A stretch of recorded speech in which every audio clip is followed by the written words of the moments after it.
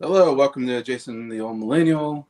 I am Jason, and I'm here with special guest Jacob Martin from the channel Jacob Martin, all the way from Tennessee slash Tennessee. Virginia. I'm not sure what to say you're from, but I'm from Virginia, but I'm currently in Tennessee at the moment.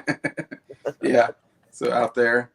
Been to both states. Both states are really beautiful, at least parts of it. The mountains are really nice. Oh yeah, it's some beautiful scenery in both states. Yeah, yeah. I need to go back. I like to go back to Tennessee and Virginia. Really nice. Nice drive. Kansas, there's not much to drive through. Yeah. um, Well, there's some sections in Virginia. If he's like go on the east coast of Virginia, I was in the east coast very recently. I was doing some mission work in Hampton, and the east coast is all flat, which I'm okay. not used to because the central part of Virginia, where I grew up, is all hilly and mountainy.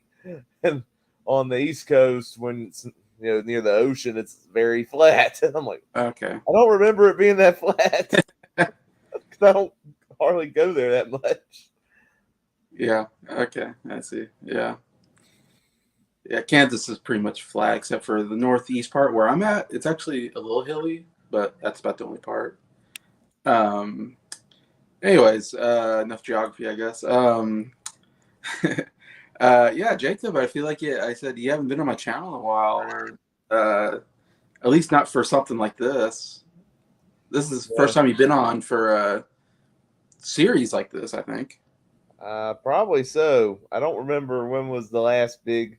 I think I always come up for special live streams, and that's about it. And then I hijacked your birthday stream.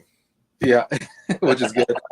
Which is good. I want people to be on that one. So, um, yeah, because usually we collaborate together on Sound Lab Studios or And when maybe you're on Nick's channel. when you're on my channel, because you've been on for the Beatles and Yeah, then we collaborate on your. VCR. Yeah, yeah. So I feel like I've been on a lot of other channels, but you haven't been on mine. Nick and I do a lot together, so he's on mine quite a bit. And Briar sometimes, and Adam sometimes. But yeah. Hmm. Um, but yeah, so we're this is the second part of the 1980s Music Hall of Fame. We did a 60s, 70s. Now we're going to conclude our 80s. This is actually the first time Jacob's been a part of the series. He didn't do the 60s or 70s. Um, I've had different people on because Scott's been on the 60s, 70s, and he's actually picked some on the 80s as well. While Nick did 60s, 70s, but bowed out of the 80s, and in the 90s, he's going to bow out as well. But Yeah, but yeah, I'm honored to be part of this series. I'm a big music guy.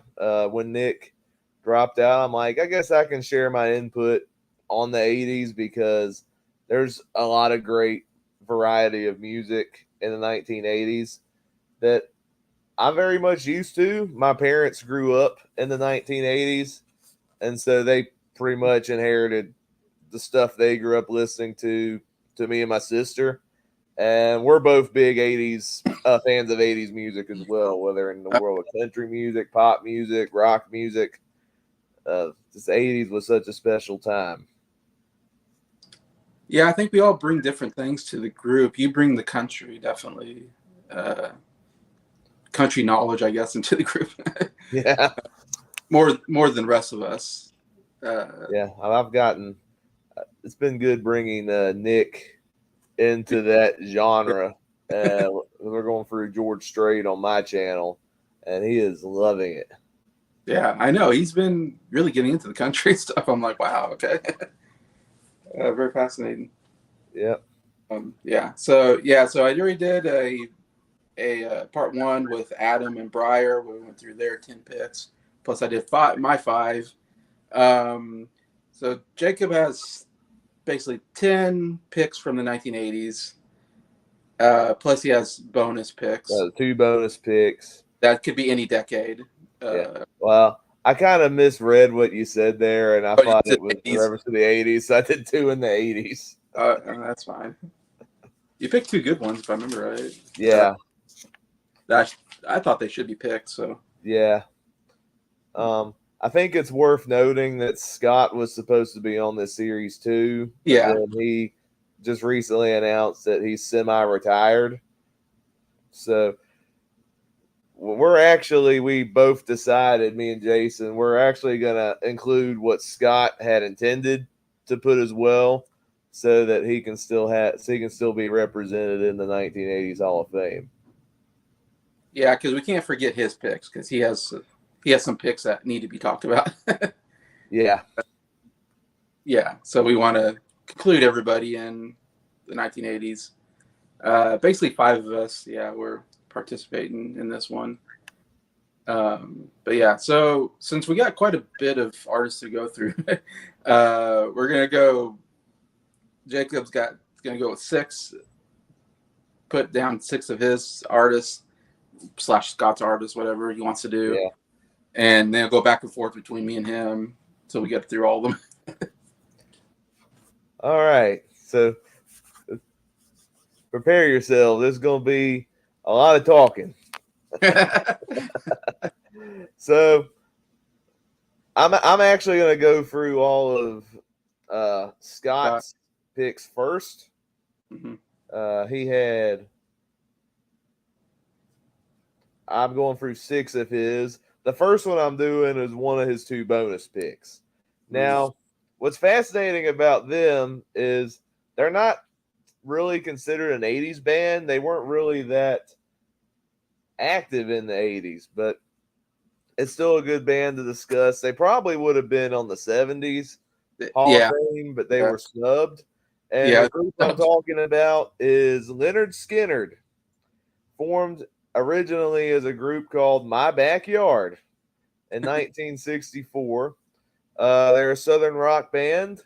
The original members include Ronnie Van Zant on vocals, Gary Rossington on guitar, along with Alan Collins, Larry Junstrom on bass, and Bob Burns on drums. And they had many lineup changes over the years. Leon Wilkeson was later added as bass, along with Billy Powell as a keyboardist, and there's another guitarist named Ed King. I could spend all day talking about the lineup changes, but that would get too boring. But anyway, they released their first album in 1973 called Pronounced Leonard Skinner. They got the name Leonard Skinner. Fun fact: the band members were growing up, and they got the name from a high school teacher named Leonard Skinner. And I think they didn't really like the teacher that much, and so as a joke, they kept calling him Leonard Skinner. And the name stuck, and they decided to make it their band name. So that's how that came about. But they had, in the 70s, they had 5 critically acclaimed albums. They were a band that was considered a defining band in the Southern rock genre. You might have recognized some of their songs, like Sweet Home Alabama. That's probably their best known song. Freebird has arguably the most epic guitar solo in any rock song. They have other classic songs: Simple Man, Gimme 3 Steps, What's Your Name? We got That Smell, Call Me the Breeze, Tuesday's Gone, among so many others. Tragedy struck the band, unfortunately. After they had their 5 successful studio albums, their chartered airplane crashed in 1977 at the height of their popularity, which killed Ronnie Van Zant, their lead vocalist, Steve Gaines, along with one of their backup singers, and the other members were seriously injured. And that put Leonard Skinner on a long hiatus because that was such a very tragic event. However, they did reform in 1987 for a reunion tour of the surviving members. They were able to get Johnny Van Zant, Ronnie's brother, who took over as leading vocalist. And he's been the lead vocalist of Leonard Skinner ever since. And they've gone on and recorded several studio albums since then, from 1991 all the way to present day. And they've had different lineup changes over the years. Some of the founding members have died, other members have been added in. And as of 2023, the original founding members have since died. Gary Rossington was the last surviving member. He died in 2023 after Leonard Skinner's farewell tour. And so now I think they're just a touring band at this point. But looking at some of the stats, they were inducted into the Rock and Roll Hall of Fame in 2006. Rolling Stone named Leonard Skinner number 95 on the 100 greatest artists of all time. That was in 2004. They've sold more than 28 million records in the United States. AllMusic has even called them the definitive Southern rock band. I couldn't agree more with that statement. And so Leonard Skinner, I think they're a worthy act to be in this Music Hall of Fame. They're a defining sound in the Southern rock genre. And they just have so many iconic songs, especially in the 1970s. Yeah, that was a band that I couldn't believe we didn't get into the 70s Hall of Fame. And yeah, after we did it, I was like, oh my gosh, I can't believe we didn't get Leonard Skinner in. So then when I came up with the idea of doing two bonus songs or two bonus artists, I was like, Scott was like, who should I pick? And I was like, how about Leonard Skinner? We need to get Leonard Skinner in here. Because to me, that was the probably biggest snub we had, to be honest. Yeah, Mike in the chat. Mike. Talking about the 80s. Leonard Skinner, he doesn't mind. All right. That's really cool because I know Mike's known for having unpopular opinions, like he doesn't like the Beatles. Yeah, British band, he's not a fan. American rock bands, okay with. He's the only Brit that doesn't like the Beatles. That's no. Boggles the mind. Well, then again, Nick wasn't a fan of Elvis until 3 days ago. I know. He's going to join us for the Elvis series. Yeah, I can't believe it. All right. So I'm actually going to go through the remainder of Scott's picks. The next one I'm going to induct. This is an artist don't know as well as Leonard Skinner, but I'll do my best to induct this group. And this is an 80s band known as Tears for Fears. They are a British group formed in 1981, primarily two members. I'm going to botch some of these names. Roland Orzabal and Kurt Smith. And Tears for Fears was primarily a pop band, primarily synth pop. You hear their sound, it's like, yeah, they're pretty much of the 1980s. But they've had several albums. Their debut album was in 1983, was a #1 album on the UK albums chart. I think it was bigger in the UK. I think the biggest song from that album, looking at it, is Mad World, which had Second Life when it was covered in the movie Donnie Darko. The cover in that song, I think, earned the song even more acclaim. I'm not as familiar with the Tears for Fears version. I just know the cover. Yeah, me too.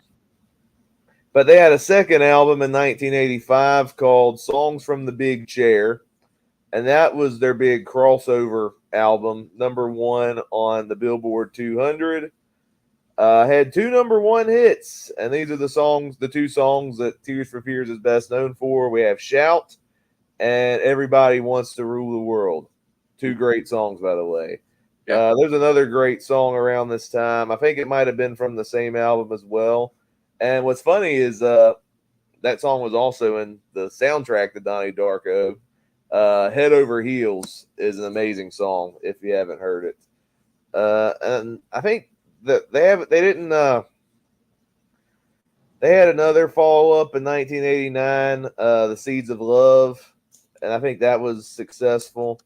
And then it looks like the two members had a split after touring in the 90s, but it looks like they reconciled their differences in the 2000s, and they have returned to tour and release other albums. They even released an album as recent as 2022 called The Tipping Point. And I think all of their albums were primarily more successful in the UK than in the US. I think in the US they hit their highest peak in like 85, and then they were primarily more of a UK act the rest of it. But they're a pretty recognizable face, especially in the age of synth pop and new wave. The few songs I've heard from Tears for Fears are really good. I guess they're a band I might consider exploring someday to to see see if I like the band even more than I do the big hits. But the big hits are still really good. They're iconic songs, and Tears for Fears in the Music Hall of Fame. Yeah, I only know the one album, Songs from the Big Chair, because that was a huge album, their biggest album for them, like you said. Sold a lot of records and all that.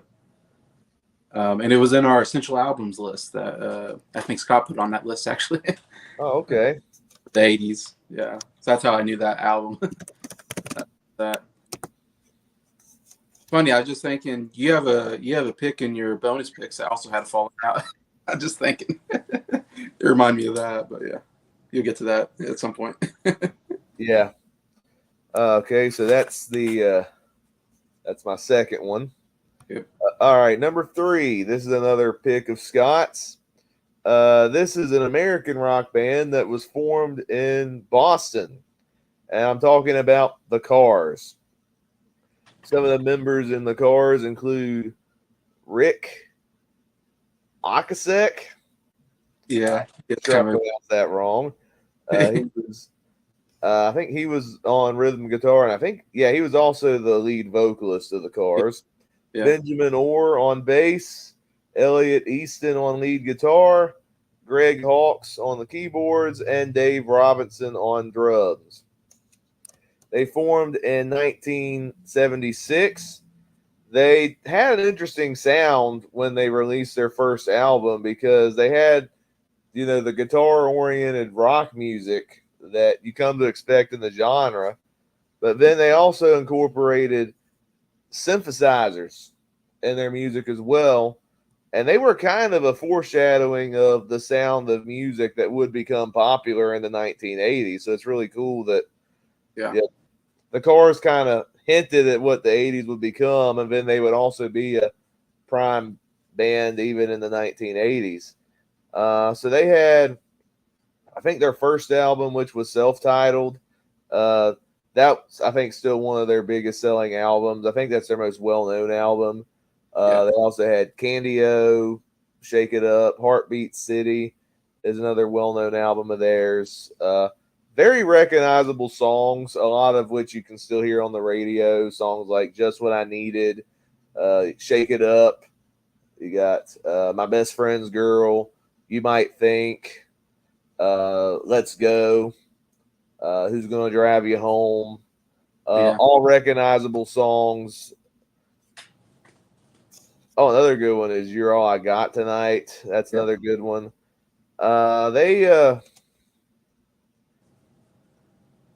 It looks like they kind of faded out in the mid 80s. They went on hiatus. They broke up for a while.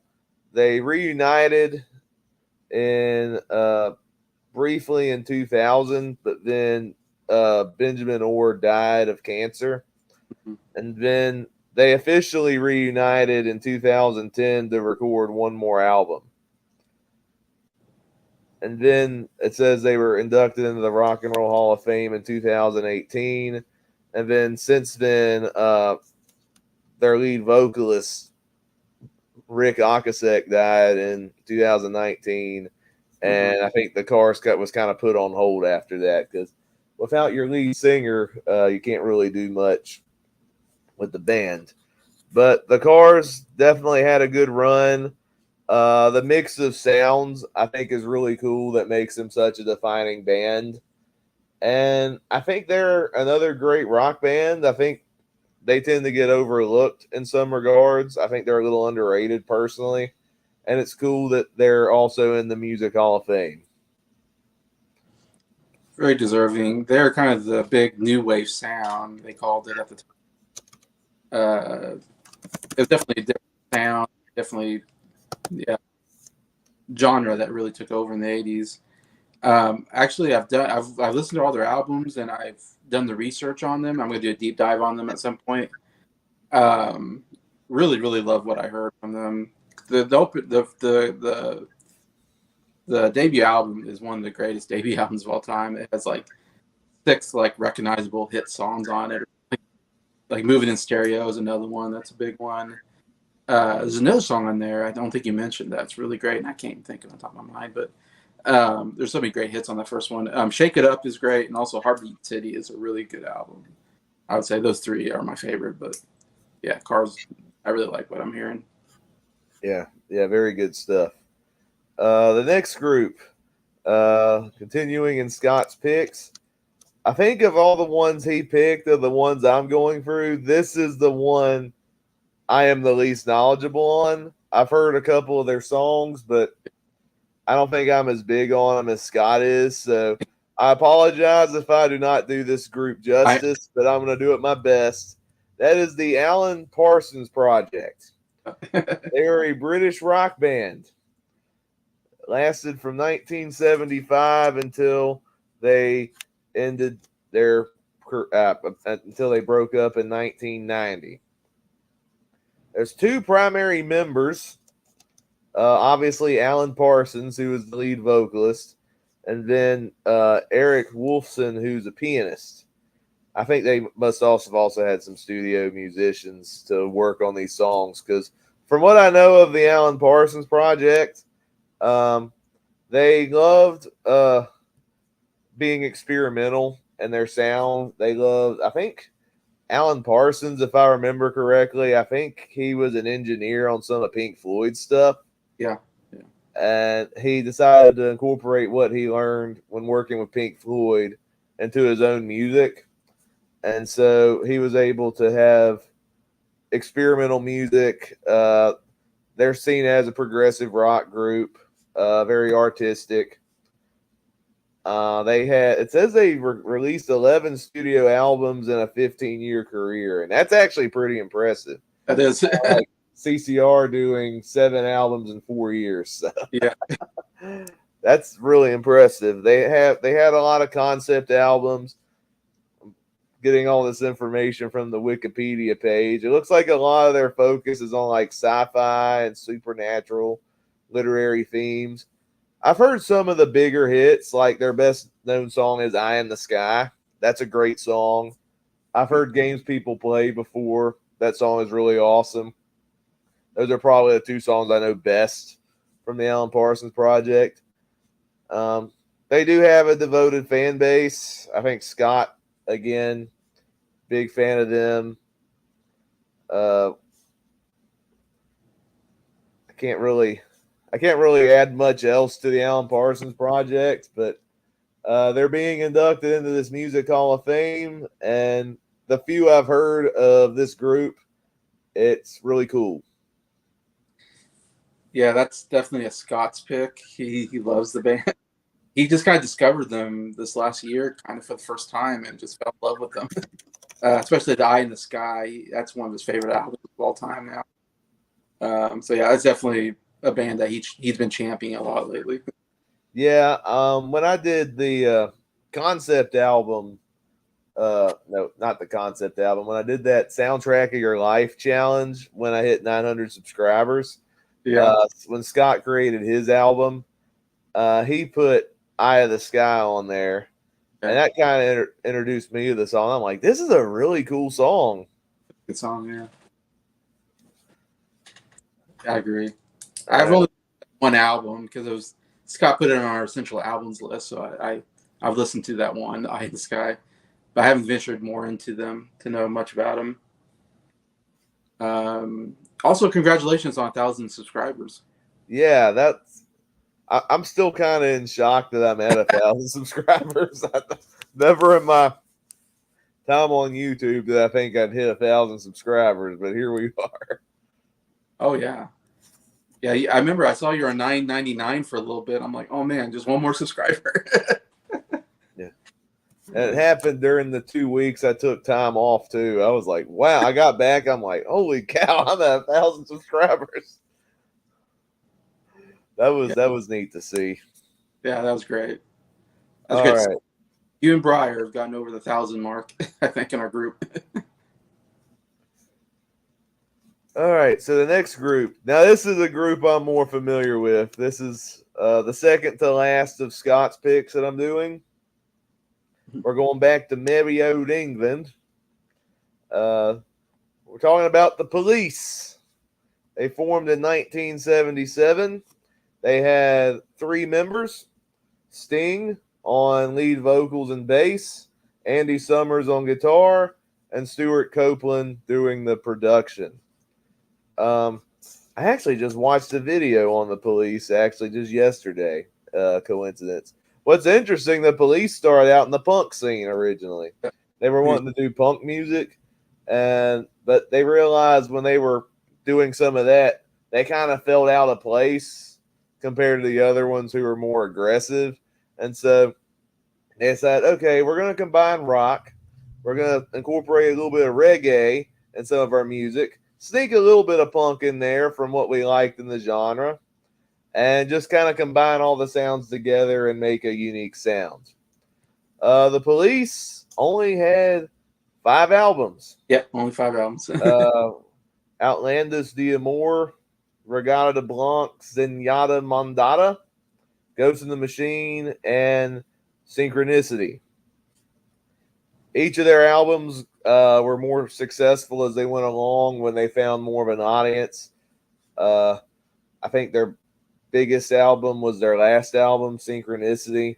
Yeah. I think they won a Grammy for the big song on that album. Breath You Take. Every Breath You Take. Yeah, one song or something like that. Yeah.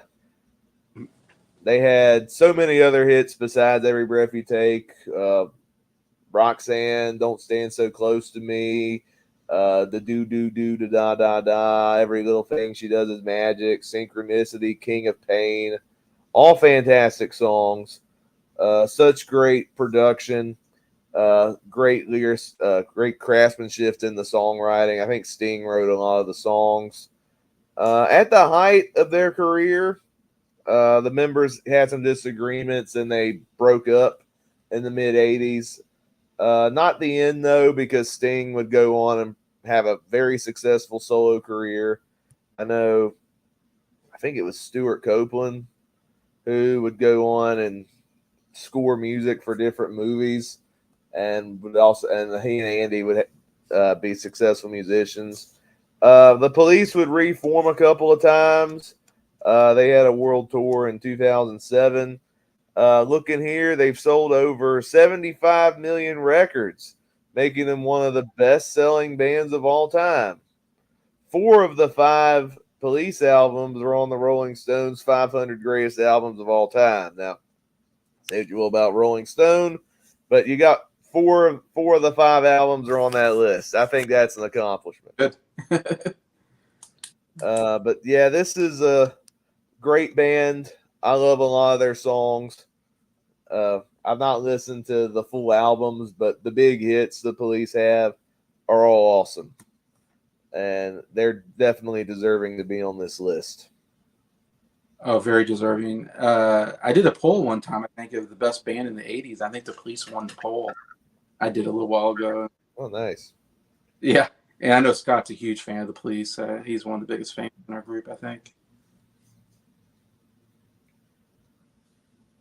Yeah. All right. So the last band that I'll talk about before I pass it over to Jason for his first 6. This is the last of the picks that I'll be sharing on Scott's end. I decided to save them for last because of all the ones on Scott's end that I'm inducting. This is my personal favorite of the bunch. Yeah, I figured. Yeah. Journey. We're talking about Journey. They're an American rock band.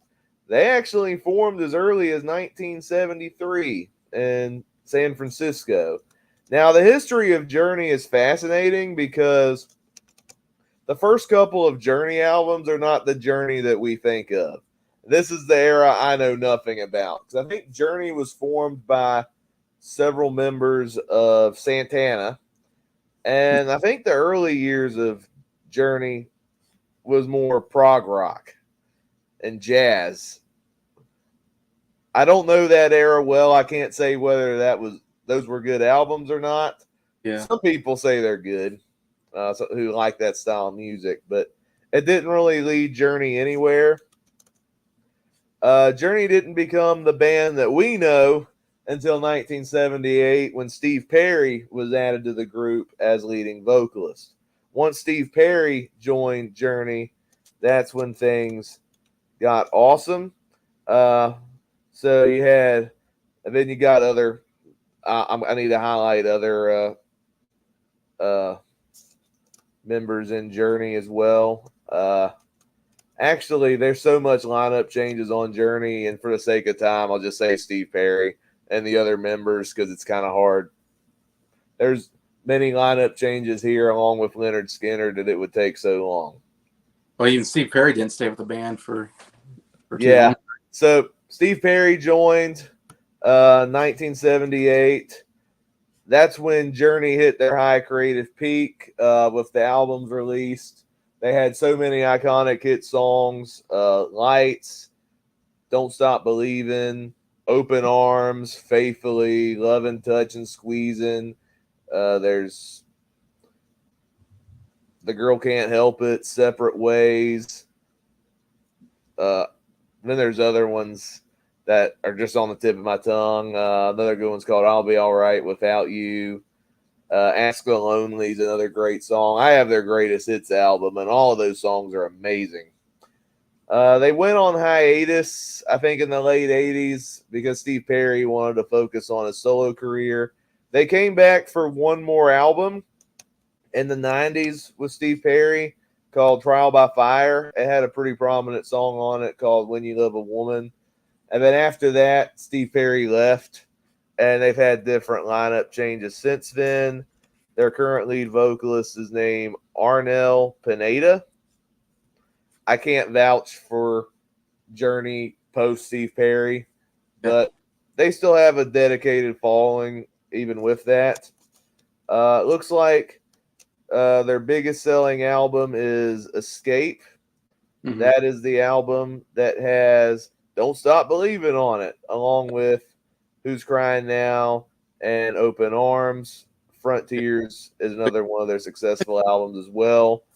I know they were inducted into the Rock and Roll Hall of Fame in 2017. They've sold 52 million albums in the U.S., making them the 11th best-selling band, 100 million records globally.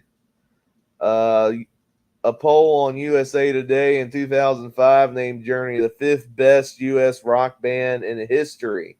They also ranked 96 on VH1's 100 greatest artists of all time.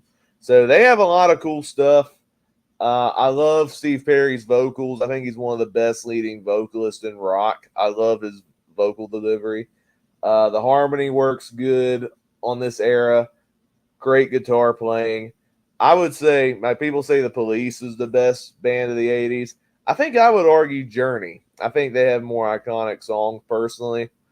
And both, don't get me wrong, both bands are deserving to be on the list, but you can't overlook Journey, especially during the Steve Perry era. They had so many defining songs of the 1980s. Definitely. Definitely one of the big bands of this period. One of the highlights, yeah, on the list. The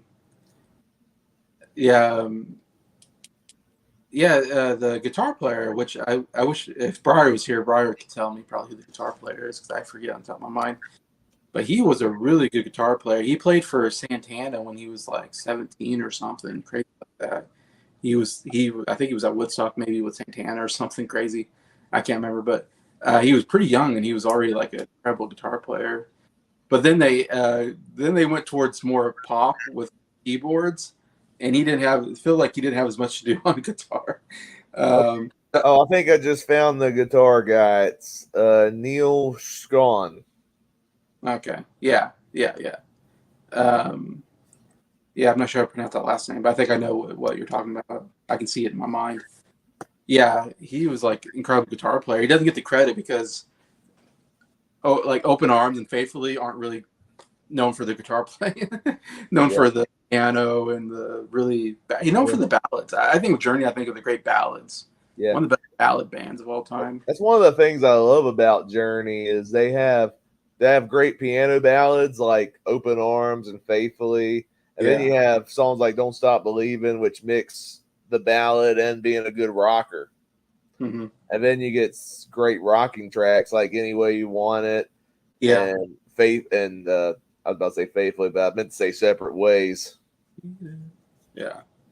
which that's Yeah. some It's, good synth work on Separate Ways as well. there was a documentary about like they had to do a search for a new lead singer, and they ended up finding a guy from the Philippines, I think it was, who had a voice that sounded kind of like Steve Perry, and so they went with this unknown Yeah. Yeah, Filipino. his name is Arnel Pineda, and he's been the lead vocalist of Journey since 2007. Yeah, he's been the lead vocalist, which is that's kind of a cool story for that guy, like to go from just this unknown singer from Philippines to now leading one of the great rock bands of the That '80s. is pretty neat. It's kind of like how after Freddie Mercury died, some Yeah, of the members still wanted to go on tour. They were impressed with uh, this guy from American Idol that Bert, yeah, did Bohemian Rhapsody well in an audition. I'm like, okay, he's potential. He ended up being the runner up on American Idol that season, a man named Adam Lambert, yeah. and he's been the front man of Queen's live shows for several years now. Oh, now, yeah, he's been big names. Yeah, it's kind of interesting how that happens. But yeah, great stuff. Yeah, some big names there. I mean, the Police, Cars, and Journey to me are like the three big names that Scott picked. That was his first three picks. Really good ones for Scott. All right, so I got some. I'm gonna go through. Yeah, I'll go through Scott's first bonus or his second bonus pick. You did Leonard Skinner. Second bonus pick, which is pretty good for me, is a band called Kansas. Uh, and I am from the state of Kansas, so I'm the only one from the state of Kansas, so fits me pretty well. Though I'm not like I don't know this band really that well. Funny enough, even though they have the name Kansas, they do come from the state of Kansas. They're a couple members from different groups kind of came together and formed the band. They're another one where they had so many lineup changes. It's hard for me to even say who are the main members. I don't know enough about them to really say who the main people are. It looks like Tom Brislin on keyboard, Don Montre, uh, Kilroy Lurg. I can't read my own handwriting. Kenny, I don't know. I can't even say him. Len Meredith, Dan Wright maybe started the band, but then also Phil Earhart, Rich William, Bill Greer, Ronnie Platt, Zach Risen are some of the current members. But they've changed members so many times. It feels like it'd take me longer to really deep dive them to really know what's going on with this band. But they formed in 1973, actually, um, and their big named album, it looks like, is Left to Overture, fourth album, or they have two big albums, kind of. Left to Overture in 1976, which has the song "Carry On Wayward Son," which is a huge hit that they had. And then there's next album, the fifth album called "Point of No Return," has "Dust in the Wind" in it, and my knowledge of Kansas is those are the two songs that I know from the band. Those are the only two songs I really know. But they're two iconic songs that are pretty huge that, you know, are good enough that definitely Kansas, is deserving of being on the list. Dust in the Wind, I think, is a song that has like maybe the best, like, I want to say I forget which song it is. One of those songs has like the greatest acoustic guitar intro probably of all time. Um, Also, Dust in the Wind. I've seen it played in movies.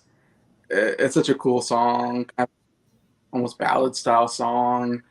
Uh, that it's good for movies, especially I feel like I've seen it done in like funeral scenes. Like it's a good funeral song, because dust in the wind, all we are dust. So it has that idea of passing on, anyways. But so Kansas is in our '80s Music Hall of Fame. Yeah.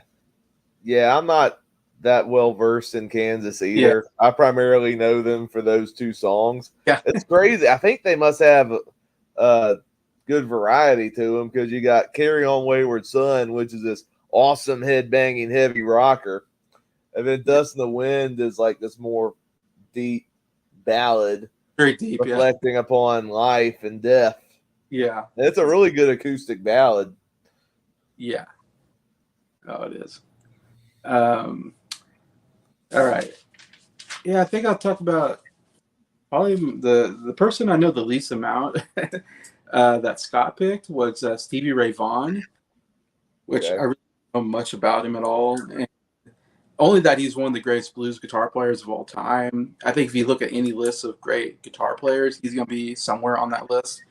Deservingly, he didn't have any like hit songs that I know of on the radio, like vocally. I don't know if he did vocal songs or he just did blues guitar stuff. I've heard some of his songs. He Okay, did sing on them. he did sing. Okay, Yeah. what he's saying. I couldn't name you a song to be honest. I hear people talk about Texas Flood. I think is the big one because I've heard people mention that song before about. He had an album called Texas Flood as well. Seems to be the big album maybe for him. He also started out in a blues rock trio called Double Trouble, I guess. And the main thing about him is like I've seen him play though on YouTube. Like I've seen footage of him playing, and watching him play is like really fun. Like I don't care for his music necessarily, but he is fun to watch because he does these like behind the back guitar solos. What you have to find here, like playing with his teeth. I mean, he does all the tricks that I'm always like, holy cow! Like, how does he do that? As a person who plays guitar, like I don't know how someone does that. So he's definitely impressive to watch if you like to watch a guitar player play. He was in the Rock and Roll Hall of Fame in 2015 as well. Yeah. I'm not that well versed in Stevie Ray Vaughan either. I've heard some of his songs. I think he's really cool as a guitarist. Some of the few songs I've heard from him, I do really enjoy. I don't know Texas Flood. The one I know the best is Crossfire, Crossfire. Okay. and it's awesome. Okay. I think it's an awesome song. Okay. Yeah. I just wish I knew more about him. I just don't know much. But yeah. All right. Next, I'm going to go with a band I know a little bit, not really a lot, just and that is Toto. Uh, Toto, American pop rock band from Los Angeles. We got David Patch on keyboards, vocals, Jeff Porcaro on drums, David Hungate on bass, Steve Lukather on guitar and vocals, Steve Porcaro, must be a brother or something, on keyboards and vocals as well, and Bobby Kimball vocals are some of the what I read on Wikipedia. The person I know the most is Steve Lukather because he plays with Ringo Starr and Ringo Starr All-Star Band recently. I saw Ringo in concert back in like 2018, and Steve Lukather was one of the members. He played guitar, and he sang their three big hits. He sang like Toto's three big hits, and they were highlights of the concert. Like they all three were great, and Lukather sounded great. His guitar playing sounded great. So I kind of became a Lukather fan. Now anytime I see anything with Lukather, I'm like, oh, I'm interested because I saw him live. I saw this guy play live and sing live, so it's kind of a cool thing. I saw a documentary actually once on session musicians because a lot of these people started out session musicians, including Steve Lukather, where they played on other people's albums and stuff like that in the studio. So he's really good because he had to play for all these other people in the studio, and he was interviewed quite a bit in that documentary. It's a really good documentary. I forget what it's called, but if you find it, it's a good documentary because I didn't know much about session musicians. And it's very fascinating how a lot of people, even like, famously like Jimmy Page was a session musician before he started before he went on the Yardbirds and then started Led Zeppelin. And so these guys are like super talented people, and then given the chance, they can make a big rock band like Toto. So that's kind of where a lot of them like came from. But their debut album, I think it was all their albums that I know have a number by them. It's like Toto, Toto 2, Toto 3, Toto 4. I think kind of same thing that Yep. like Queen would Like do. Chicago almost. In Chicago would do the same thing. But their debut self-titled album came in '78 and had a big hit on it called "Hold the Line," which is a really great song. Which I heard Steve sing live, which was great. One of the great ones. But the big notable one to really talk about why they deserve it here, I think, as well. Toto 4 in 1982 is their biggest album. Won Grammy Album of the Year, so they won one of the big Grammys. I mean, which is there's so many other great artists coming at that time. So for them to win Album of the Year, it's like, wow, they had to beat a lot of other good artists. I think it's pretty impressive. That album has two of their biggest songs, Africa, which is my favorite Toto song. One of my favorite songs from the 80s, period. I love that song. It's so great. Also, Rosanna is another really great song off that album. Another one I heard, like I said, I heard all three of those songs live. That was a blast. Just a funny story, I guess. I was in the crowd anyways, and when the band comes on, people stand up, and stand up and you clap and you sing along and that kind of stuff. And Steve Lukather, and each member of the band is from each member of the Ringo Starr All-Star Band is from another Hall of Fame band, basically. And so all the members sing their big hits from the bands that they were from, which is really cool. So you get to hear all these big hits from all these other people.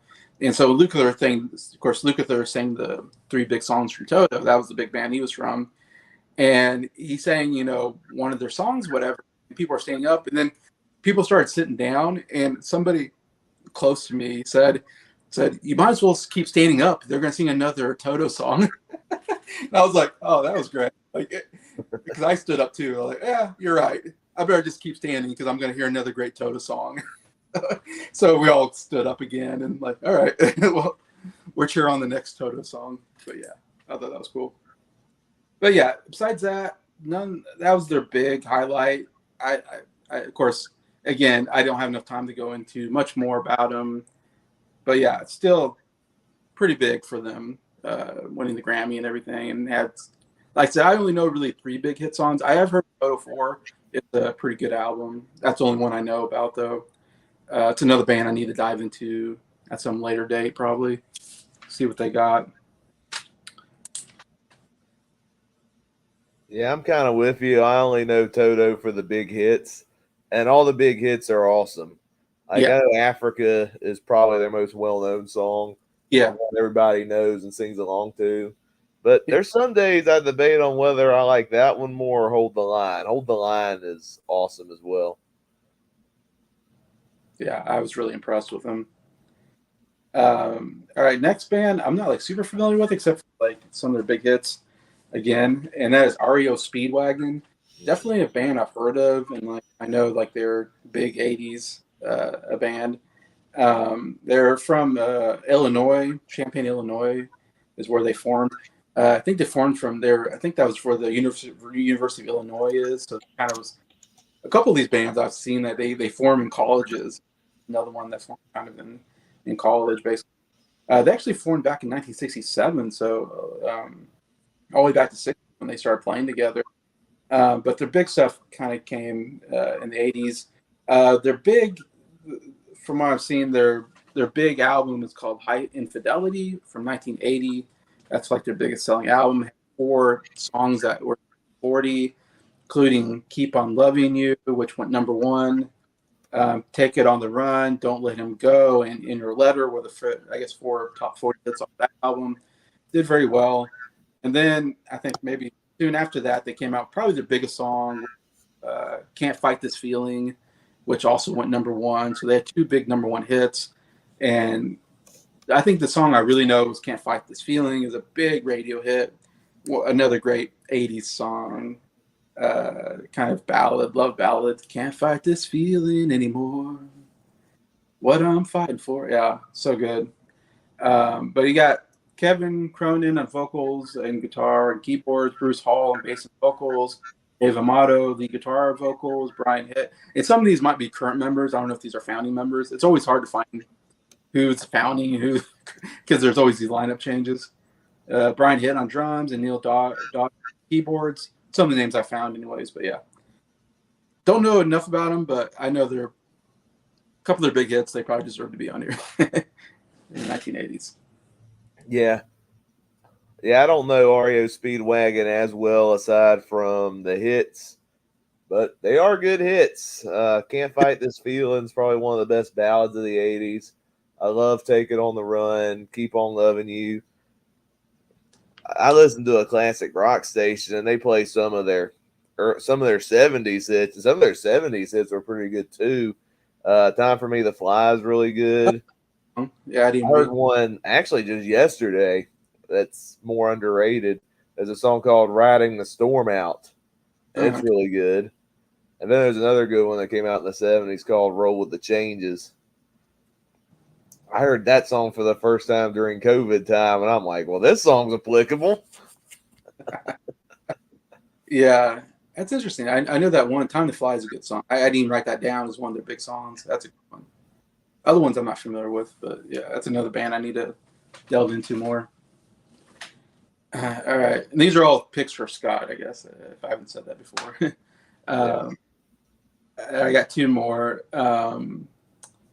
One is probably maybe the best Australian rock band that I know of. I may be wrong. Maybe there's more, but it's called Men at Work.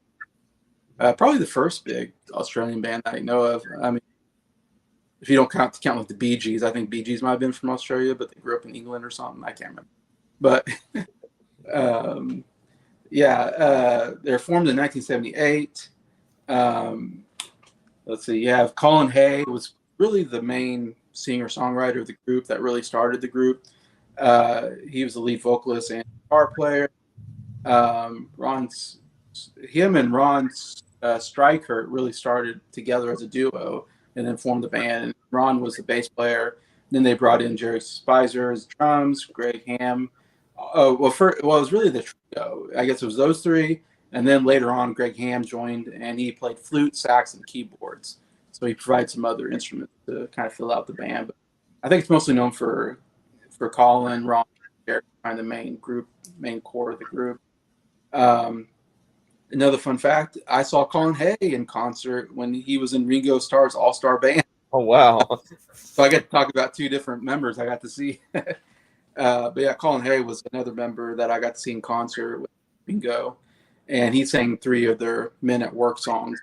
Only two of them I know. The third one I never heard of before, so I didn't know much about that. But and of course, they had two really, really big hits that I know that really made them kind of famous. I think it was maybe a self-titled album, but they had Down Under and Who Can It Be Now are the two big hits that both went, I think, number one. Who Can It Be Now? I love that song. Who can it be now? Bam, bam, bam, bam. Who can it be now? On my door. Bum, bum, bum, bum. Go away. I can't. So good. Again, Colin Hay sang those two songs, and the third one that was another highlight of the concerts. Getting to hear those two, and I didn't know much about Men at Work except for those two, but it was so cool. Colin Hay, the best thing about him is he is hilarious. He told funny stories before he sang a song. He would tell a funny story. He had like a great sense of humor. Like I'm like, oh, like he's another guy. I'm like, he has a solo career as well that I need to do. I know Adam loves one of his recent albums. He was like, one of his recent albums was like his favorite album of the year. So I need to check out solo work as well because I like hear him in concert was great. But yeah, they're the first Australian band to have a #1 album and song at the time in the U.S. So I think it was their debut album was like a #1, so Down Under or whatever was the #1 song. So that was pretty cool. That's like Business as Usual is the name of the album that I wrote down from 1981. That was their first album that had Down Under on it, and that was the #1 song. They also won the Grammy for New Artist that year as well. So, but they didn't really make. From what I saw, I didn't have enough time to do enough research, but it looked like they broke up. They didn't make that many albums before they broke up. Colin Hay went solo basically at that point. But again, it's still iconic for the '80s. Those two songs, and that first album, and so yeah, they're in our 1980s Hall of Fame. Yeah. Yeah, I only know like the 2 hits. That's about it. Yeah, that's all I know. They're great hits, though. Good hits. Yeah, especially Who Can It Be Now? That song's awesome, like you said. Who can it be now? All right. Okay. Yeah, my last for Scott, I guess this would be Scott's last pick that we were going to talk about, and then we'll go to ours, is the Traveling Wilburys, which I know a little bit about because I did a deep dive on them on my channel, which is easy because they only did 2 albums, so it's a pretty easy deep dive. That's why I did it, because I knew it wouldn't take very long to do. And I actually got Adam bought me this, the Traveling Wilburys, their 2 albums, which is called Traveling Wilburys Volume 1 and Traveling Wilburys Volume 3. There's no Volume 2. For some reason, they decided just to skip Volume 2 and go to Volume 3. But you see the members there. It's probably the greatest lineup of musicians we've ever seen, which is really cool. Yeah. You got Bob Dylan, Jeff Lynne, Tom Petty, Roy Orbison, and George Harrison, all Hall of Famers in their own right. And it really was started from George Harrison and Jeff Lynne. George Harrison, him and Jeff Lynne really worked together very well. Jeff Lynne was producing a lot of his albums, or he was starting to, I guess. In fact, I just listened to this album this last week called Cloud 9. George Harrison. It was his last album before he died, I guess, basically, that he made his solo work. But it is such a good album. Like, the first time, I was like, this is my favorite George Harrison album now, Cloud 9.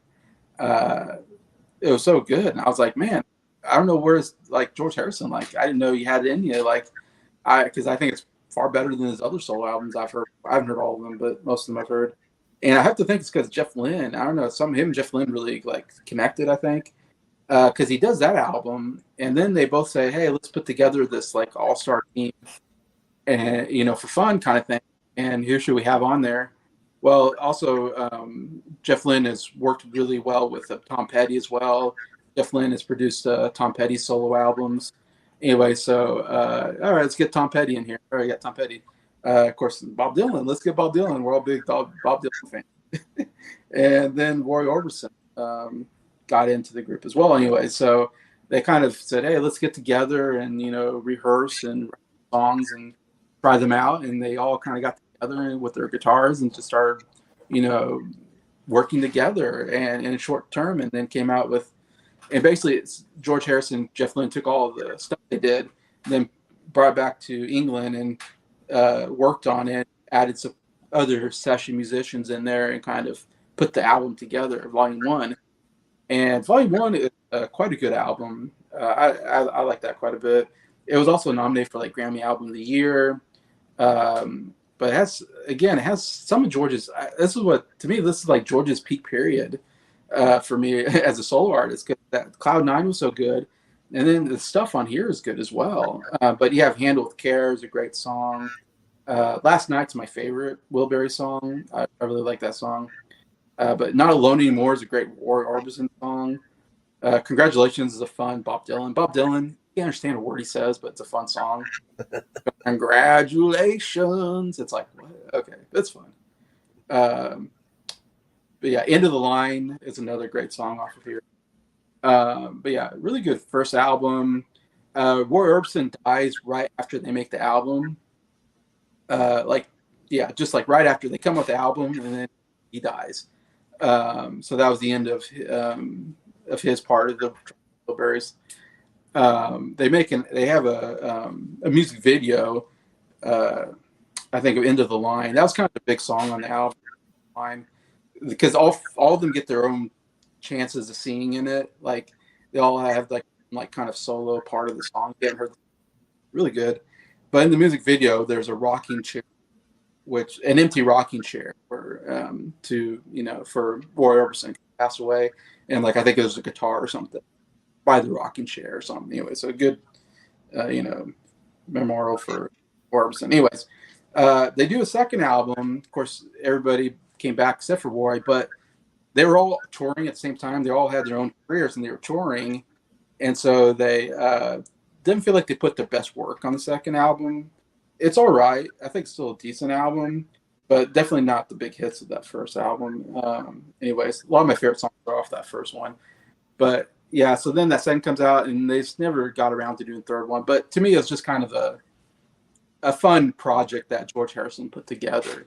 Get my best friends together and let's do something. And they all got busy lives, so they never got around to that third album. But that I think George Harrison would have liked. But still, it's such an iconic. I mean, just the greatest members of all time in a band, I guess.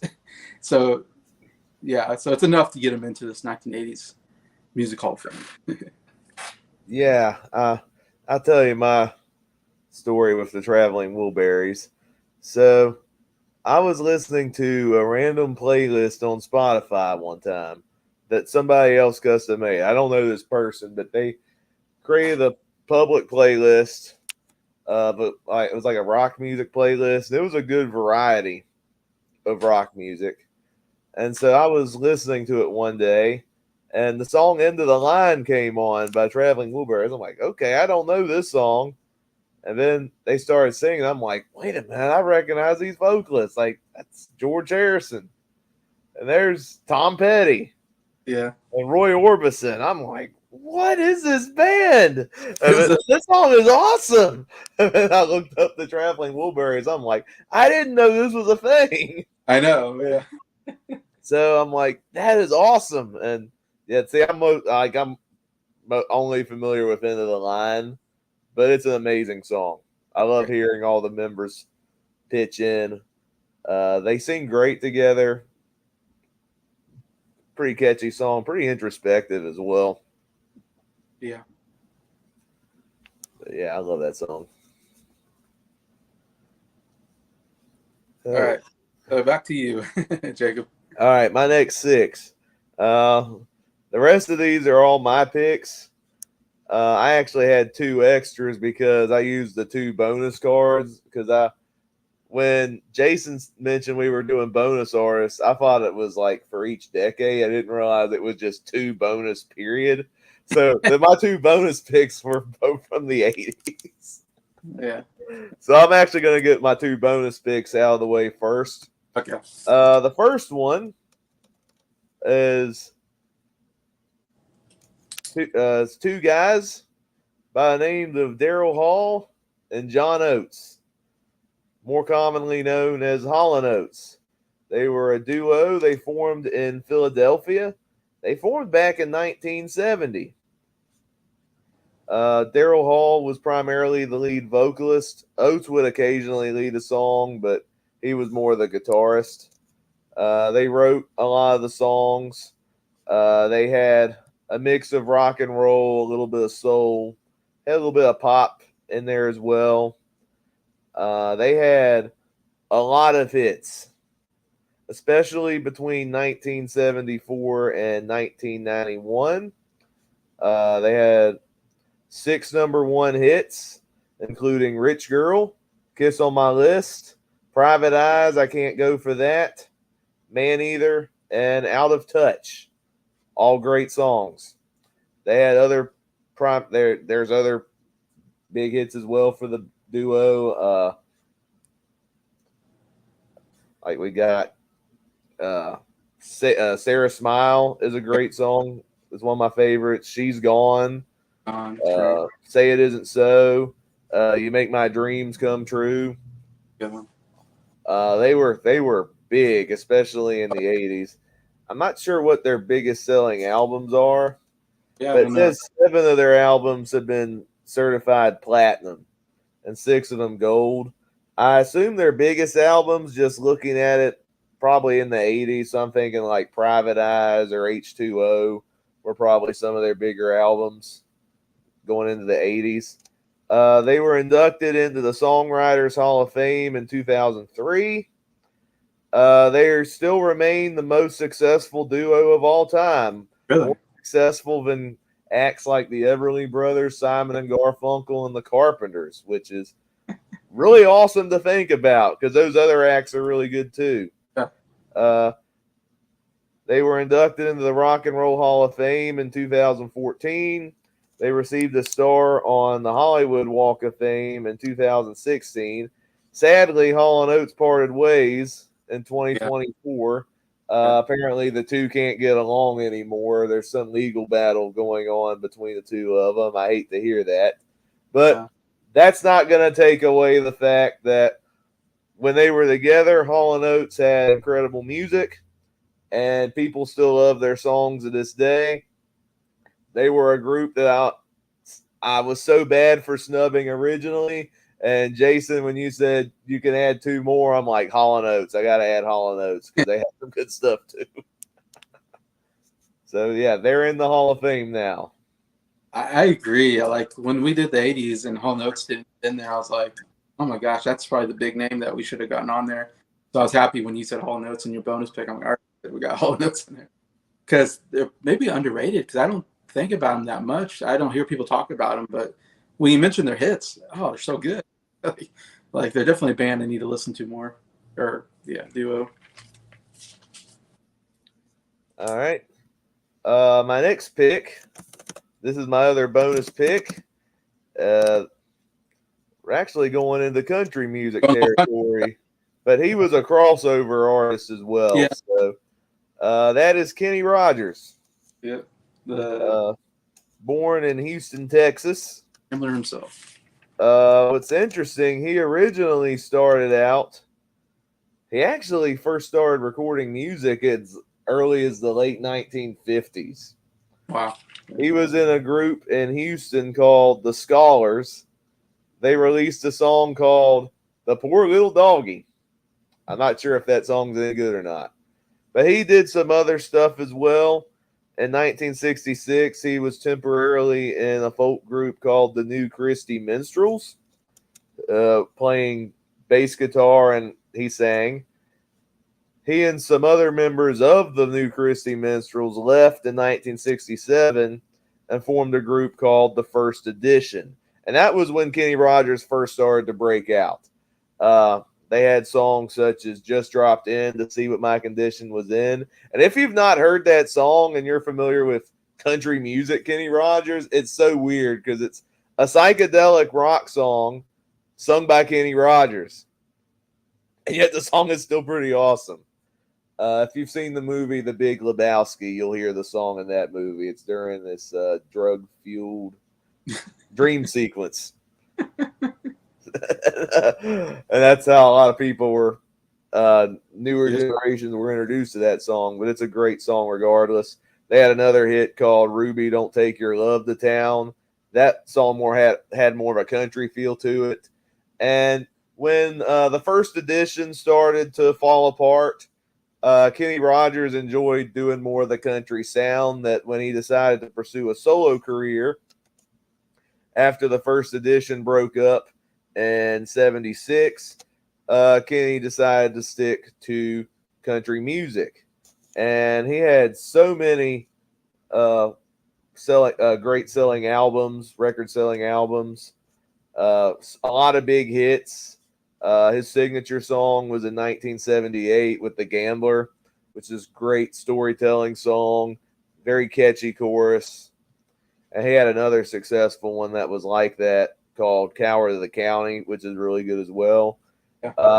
Collaborated with a lot of artists such as Dottie West, Sheena Easton, has had a really big hit with Dolly Parton in the 80s, Islands in the Stream, which is a great song. He became good friends with Lionel Richie. They wrote a lot of songs together, including Lady, which was a big hit for Kenny Rogers. He continued to still record and release music all throughout the 80s, the 90s, even into the 2000s. He retired, and he was a pretty good touring act until 2017, and that was when he retired, and then he enjoyed his retirement until he passed away at the age of 81 in 2020. And Kenny Rogers had so many big hits. He was primarily a country artist, but even when he was big in country music, especially during his peak, he had a lot of crossover hits. A lot of his biggest hits, like The Gambler and Lady and Islands in the Stream, even charted on the pop charts as well. So I think because of the crossover appeal, I was trying to figure out what other bonus pick I should do. I was thinking what would be a good other country artist to represent, because spoiler alert, I got two other country artists I'm inducting as well, and I'm like, because Kenny Rogers was so big, I'll do him. So Kenny Rogers is in. All right. Yeah, definitely deserving.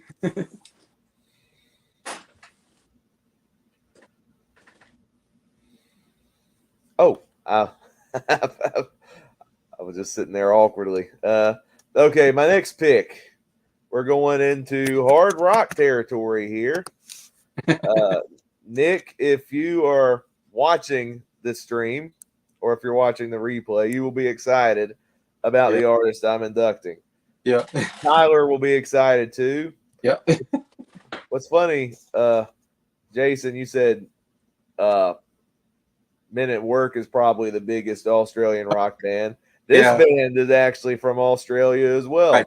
I forgot. And that is AC/DC. Yeah, that's a big name. They formed in 1973, founded by two brothers, Malcolm and Angus Young.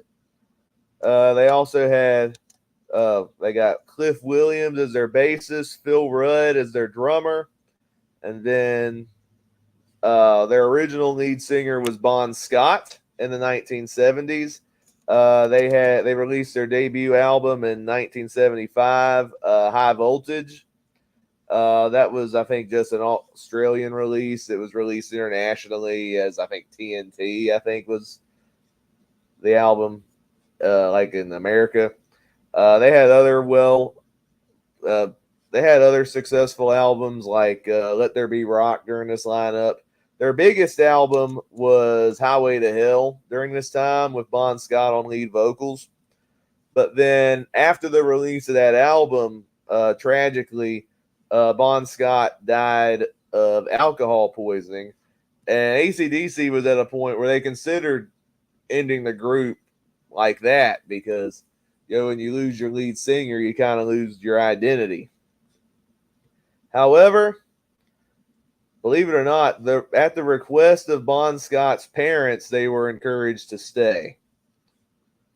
And so they found an English singer by the name of Brian Johnson, and who is still the front man for AC/DC to this day.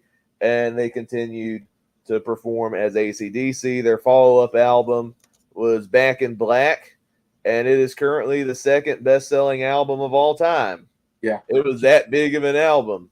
Yeah. I think some of their most recognizable songs are on that album, including the title track.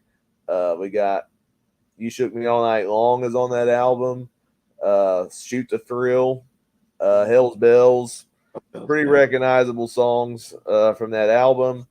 They had For Those About the Rock was another successful album in the 1980s.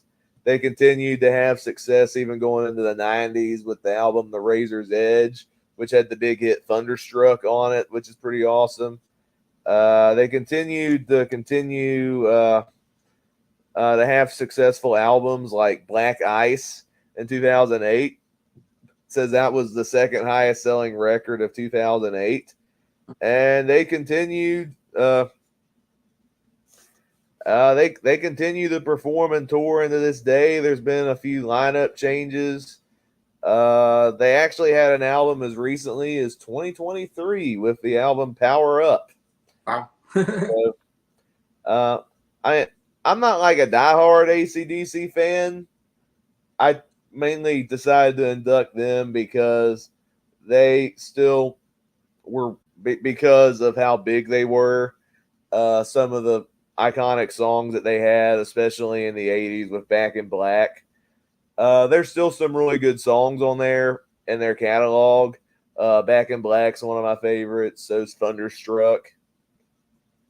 So I think because of the chart success and being a big touring act and being able to persevere even with a tragedy and a lead singer change, it's really impressive that AC/DC continued to stay strong and successful even with that. So I think with all that, uh, I do think AC/DC is deserving of being in this list. Oh, they're one of the biggest names on this list of 80s, I think. Like you said, Back in Black was so huge of an album on its own. That deserves like a Hall of Fame right there. Yeah, one of the greatest hard rock bands, I guess you would say, of all time. They're a little too hard for me at times. I'm not always into their music, not always my style, but their guitar riffs are some of the greatest guitar riffs of all time. So I Yeah. love Back in Black, Thunderstruck. Oh my gosh, those guitar intros are so good. What's his name? Angus Young, is it?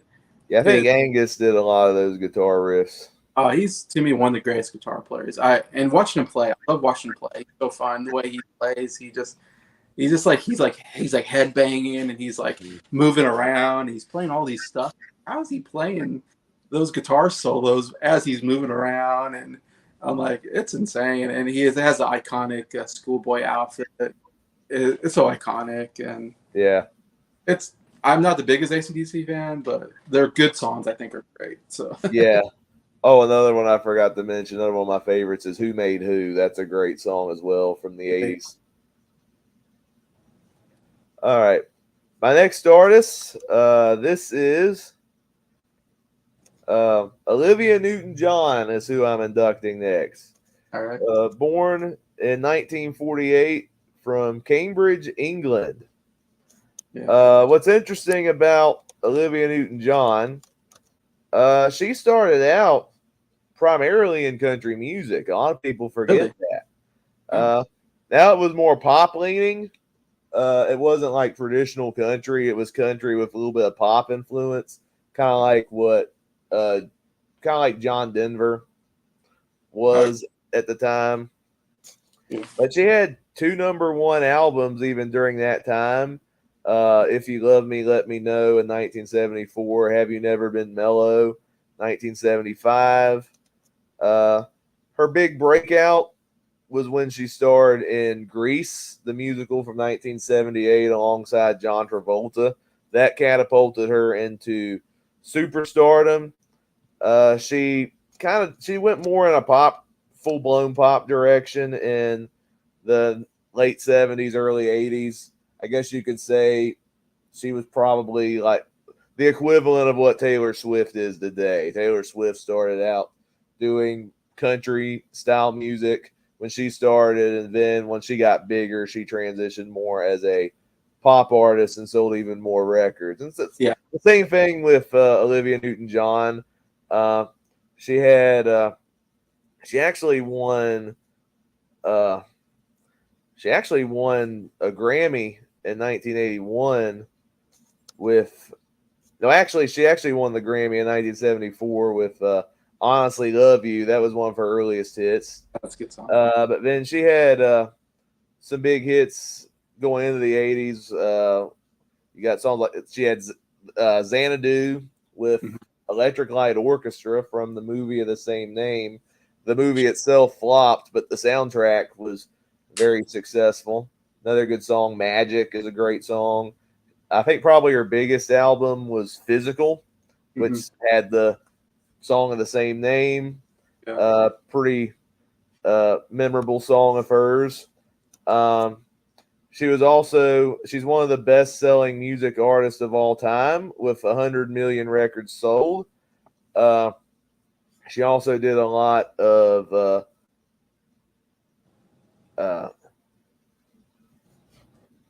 work into breast cancer awareness. She was diagnosed with breast cancer 3 times in her life, and so she's spent a lot of her time advocating for breast cancer research.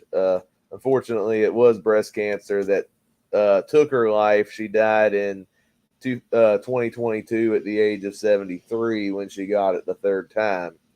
But she still has a lot of great stuff music-wise, great legacy to leave behind. She defined 2 different genres, probably more so pop to me than country. Pretty good actress, some pretty iconic songs in the 70s and 80s, and beautiful voice. I love her voice. She could balance. She can do the country stuff well. The rock and roll side when she was in Grease, when she was singing with John Travolta, and then even the pop stuff later on was still pretty good as well. And so I'm like, okay, Olivia Newton-John. I was debating on who to include. I think Olivia Newton-John was the last artist I inducted, and I think she's a fitting pick for this list. Yeah, I was slightly surprised when you picked her because I didn't know that much about her solo work. I just know her mostly from Grease, and I love that movie, and she is so good in it. And songs like "You're the One That I Want," "Summer Night," Hopelessly Devoted to You is a great song as well. "To You," which I think they wrote for her for the movie. Yeah, she's great in that movie. And then I think that what was great about the '80s is the music videos started. MTV came along, and music videos became a big deal. And Olivia Newton-John was great for music videos because she was so good looking. That like Physical, it's so iconic because she's like in this '80s exercise outfit. That's probably why that song was so successful, because of the music video. Which I've not seen the full video. I've seen clips of it, and it's like one of the goofiest things I've ever seen. Yeah, those very colorful leotard outfits that they wore in the '80s or whatever, and she's doing this like exercise class and let's get physical. And I don't know if it's a great song, but I like that music video. It's just personally, I don't think that's her best song, but it's it's still memorable for all the wrong reasons. Yeah, exactly. But I know some people are big fans of her, so I just don't know much about her solo career. So yeah. All right. The next one, we're going back into rock and roll territory. This is actually, fun fact, this is one of my dad's favorite bands, and that is ZZ Top. They formed in Houston, Texas in 1969. They primarily had 3 members. Billy Gibbons, who was the vocalist and guitarist, Dusty Hill, who also sung and was the bassist, and their drummer, Frank Beard. They had more of a blues influence in their music, especially if you listen to some of their earliest albums. I've not listened to the full studio albums, but like albums like Tres Hombres and Fandango, which has some of their earliest hit songs on it, like LaGrange and Tush. They had more of a blues sound to them, kind of like bluesy rock, and that pretty catchy songs with some good hooks and good earworms. Then in the 1980s, they started to really define their image. That was when they started to grow out the beards, wear the sunglasses. They also started to experiment a little more. They added more synthesizers and drum machines and took on a different sound in the 1980s. I'm curious if somebody like the Genius would say they sold out in the 1980s when they changed the sound a little bit.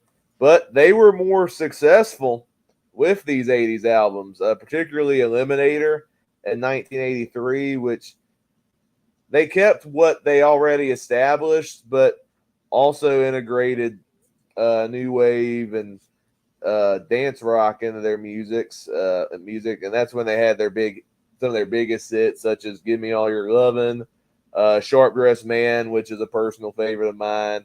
"Legs" is another one.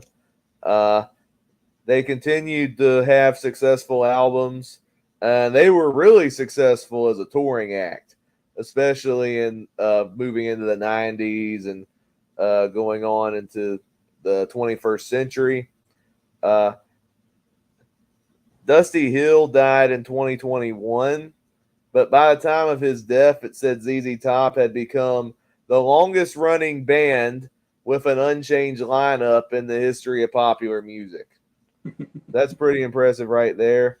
Besides that, it says they've released 15 studio albums, 50 million records worldwide.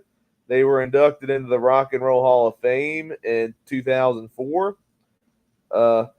Billy Gibbons was ranked the 32nd greatest guitarist of all time by Rolling Stone in 2015. So there's a lot of things to celebrate with ZZ Top. I love the guitar sounds and whether they're bluesier stuff in the 70s and even when they went mainstream in the 80s, there's still some great guitar riffs. They have some memorable songs with great hooks. I like, from what I've heard hit wise, both eras of ZZ Top are really good in their own right.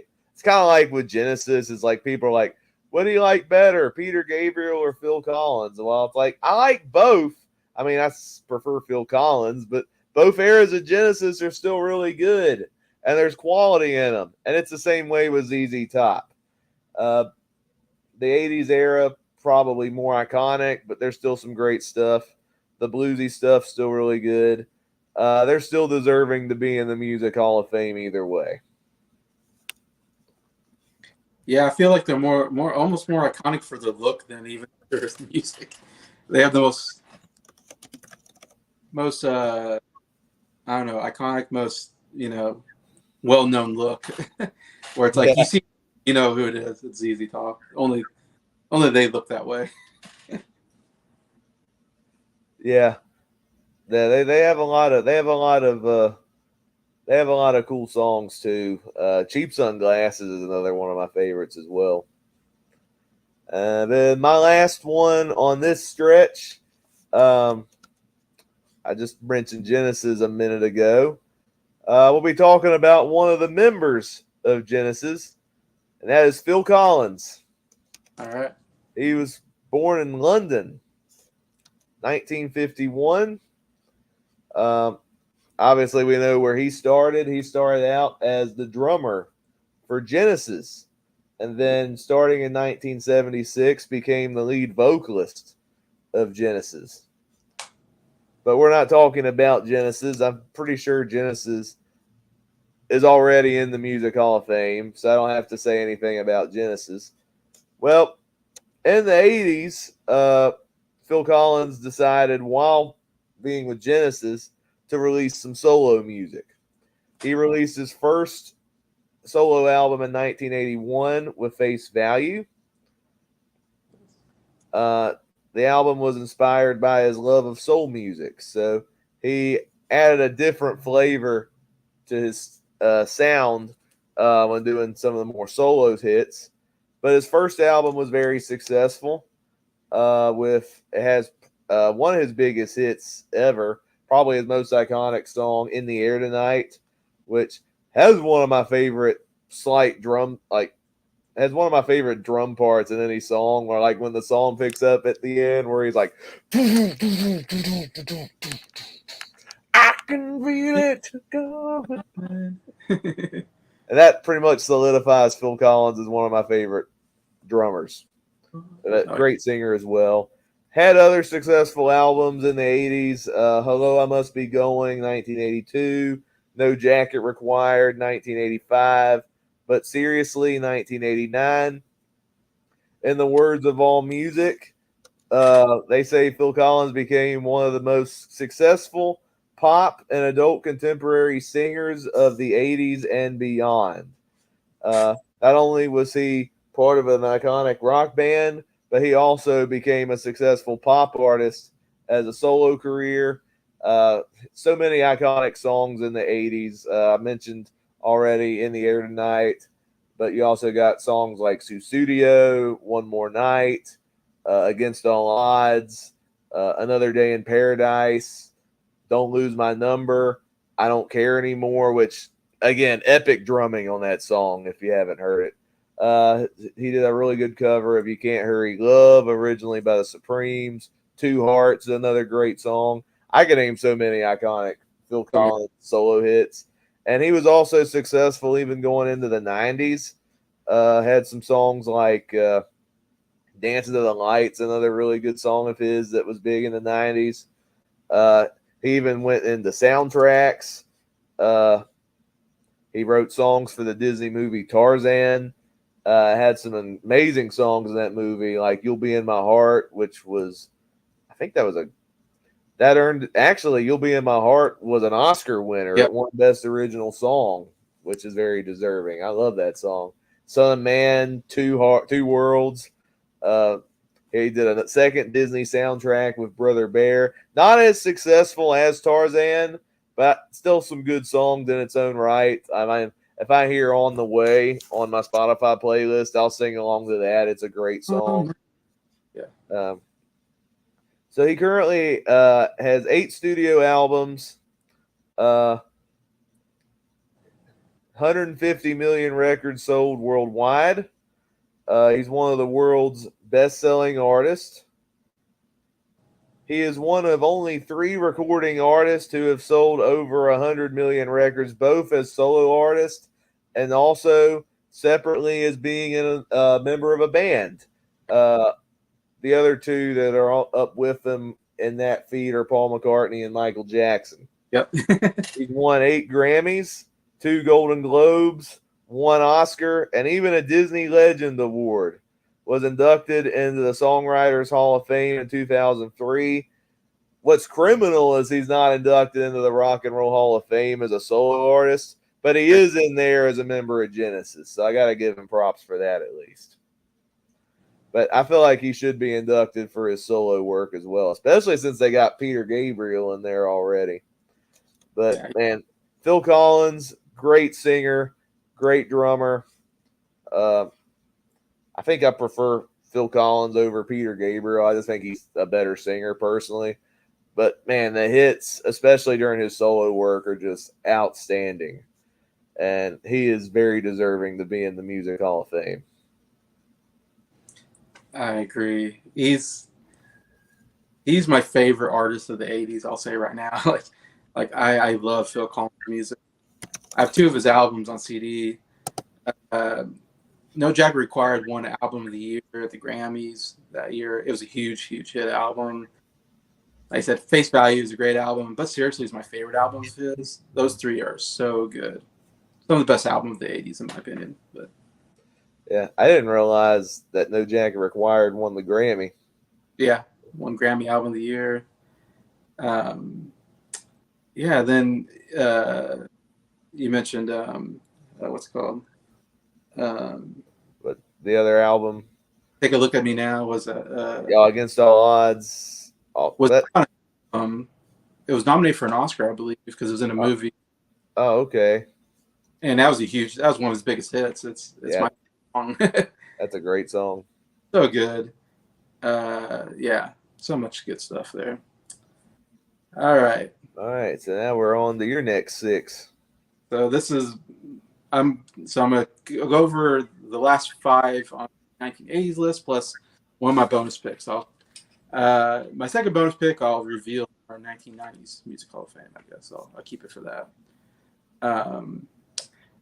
So first talk about 1980s. I already named 5 of them, so my 6th pick in the 80s for me is Christopher Cross, which was one of the last picks I had.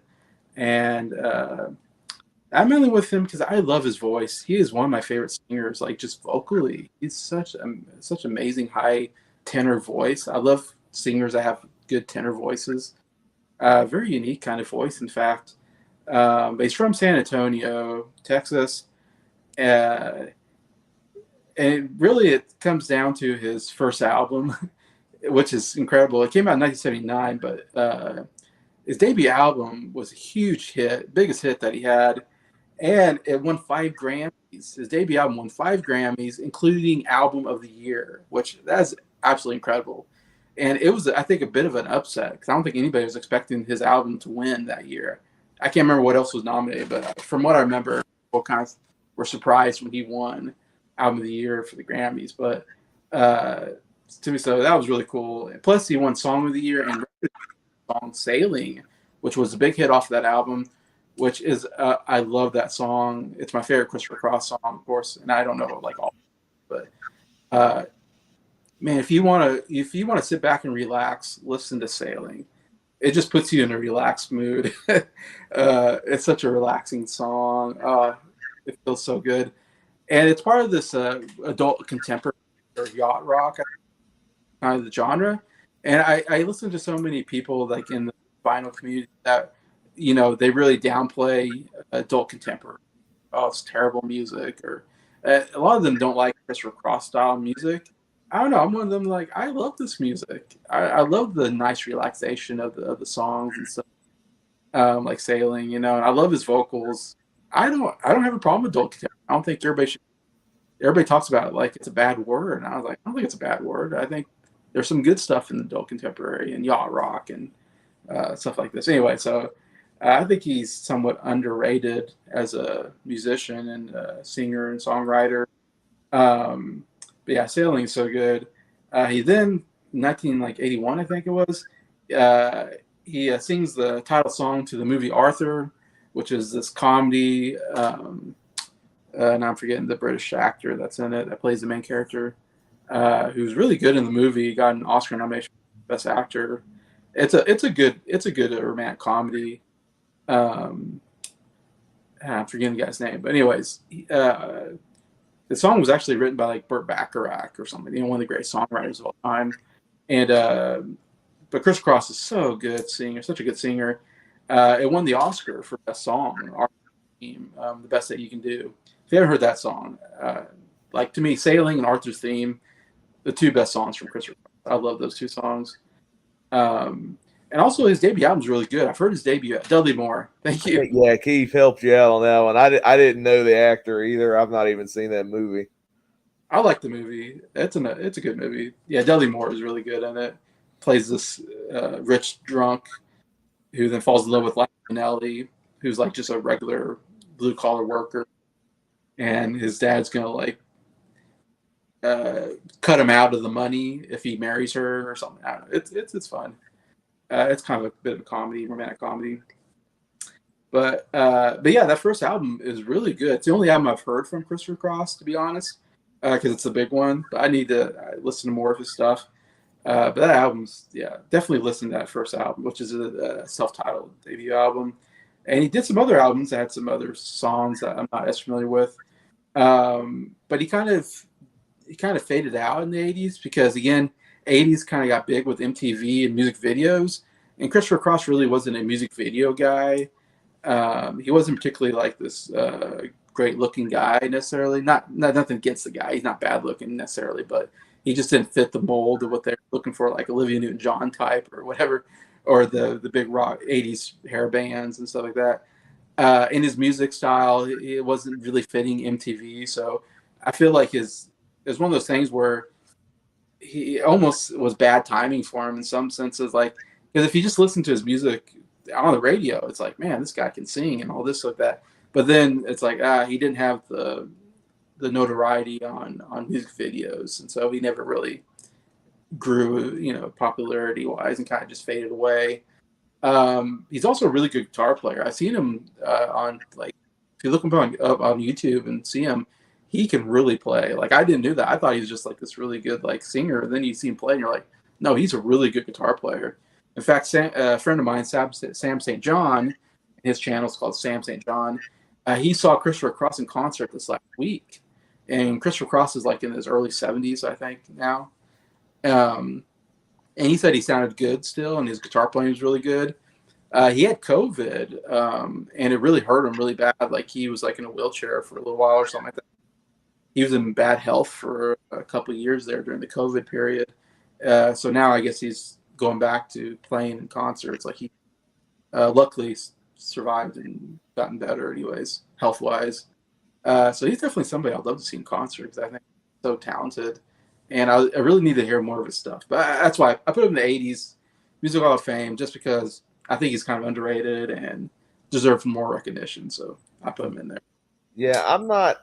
I mean, I've heard some of the big hits from Christopher Cross, but I don't have much of a, I guess, real opinion on him. The songs I have heard are pretty good. I'm surprised you didn't mention "Ride Like the Wind" because I think of the few I know, that one's my favorite. Yeah, that's another one.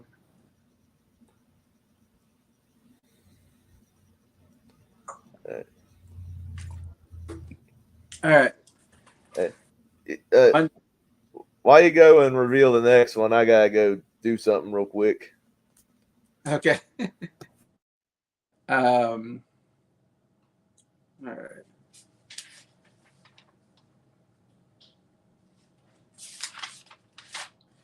I'm trying to find my notes here. All right. Next one I'm going to put into 1980s Hall of Fame, Music Hall of Fame, is a band called Duran Duran, which was an English pop rock band formed in 1978. We got Steve Duffy, lead singer, Nick Rhodes, keyboard, John Taylor, guitar and bass, Simon LeBon, singer, Andy Taylor, guitar, and Roger Taylor on drums. Is what I read. So the members.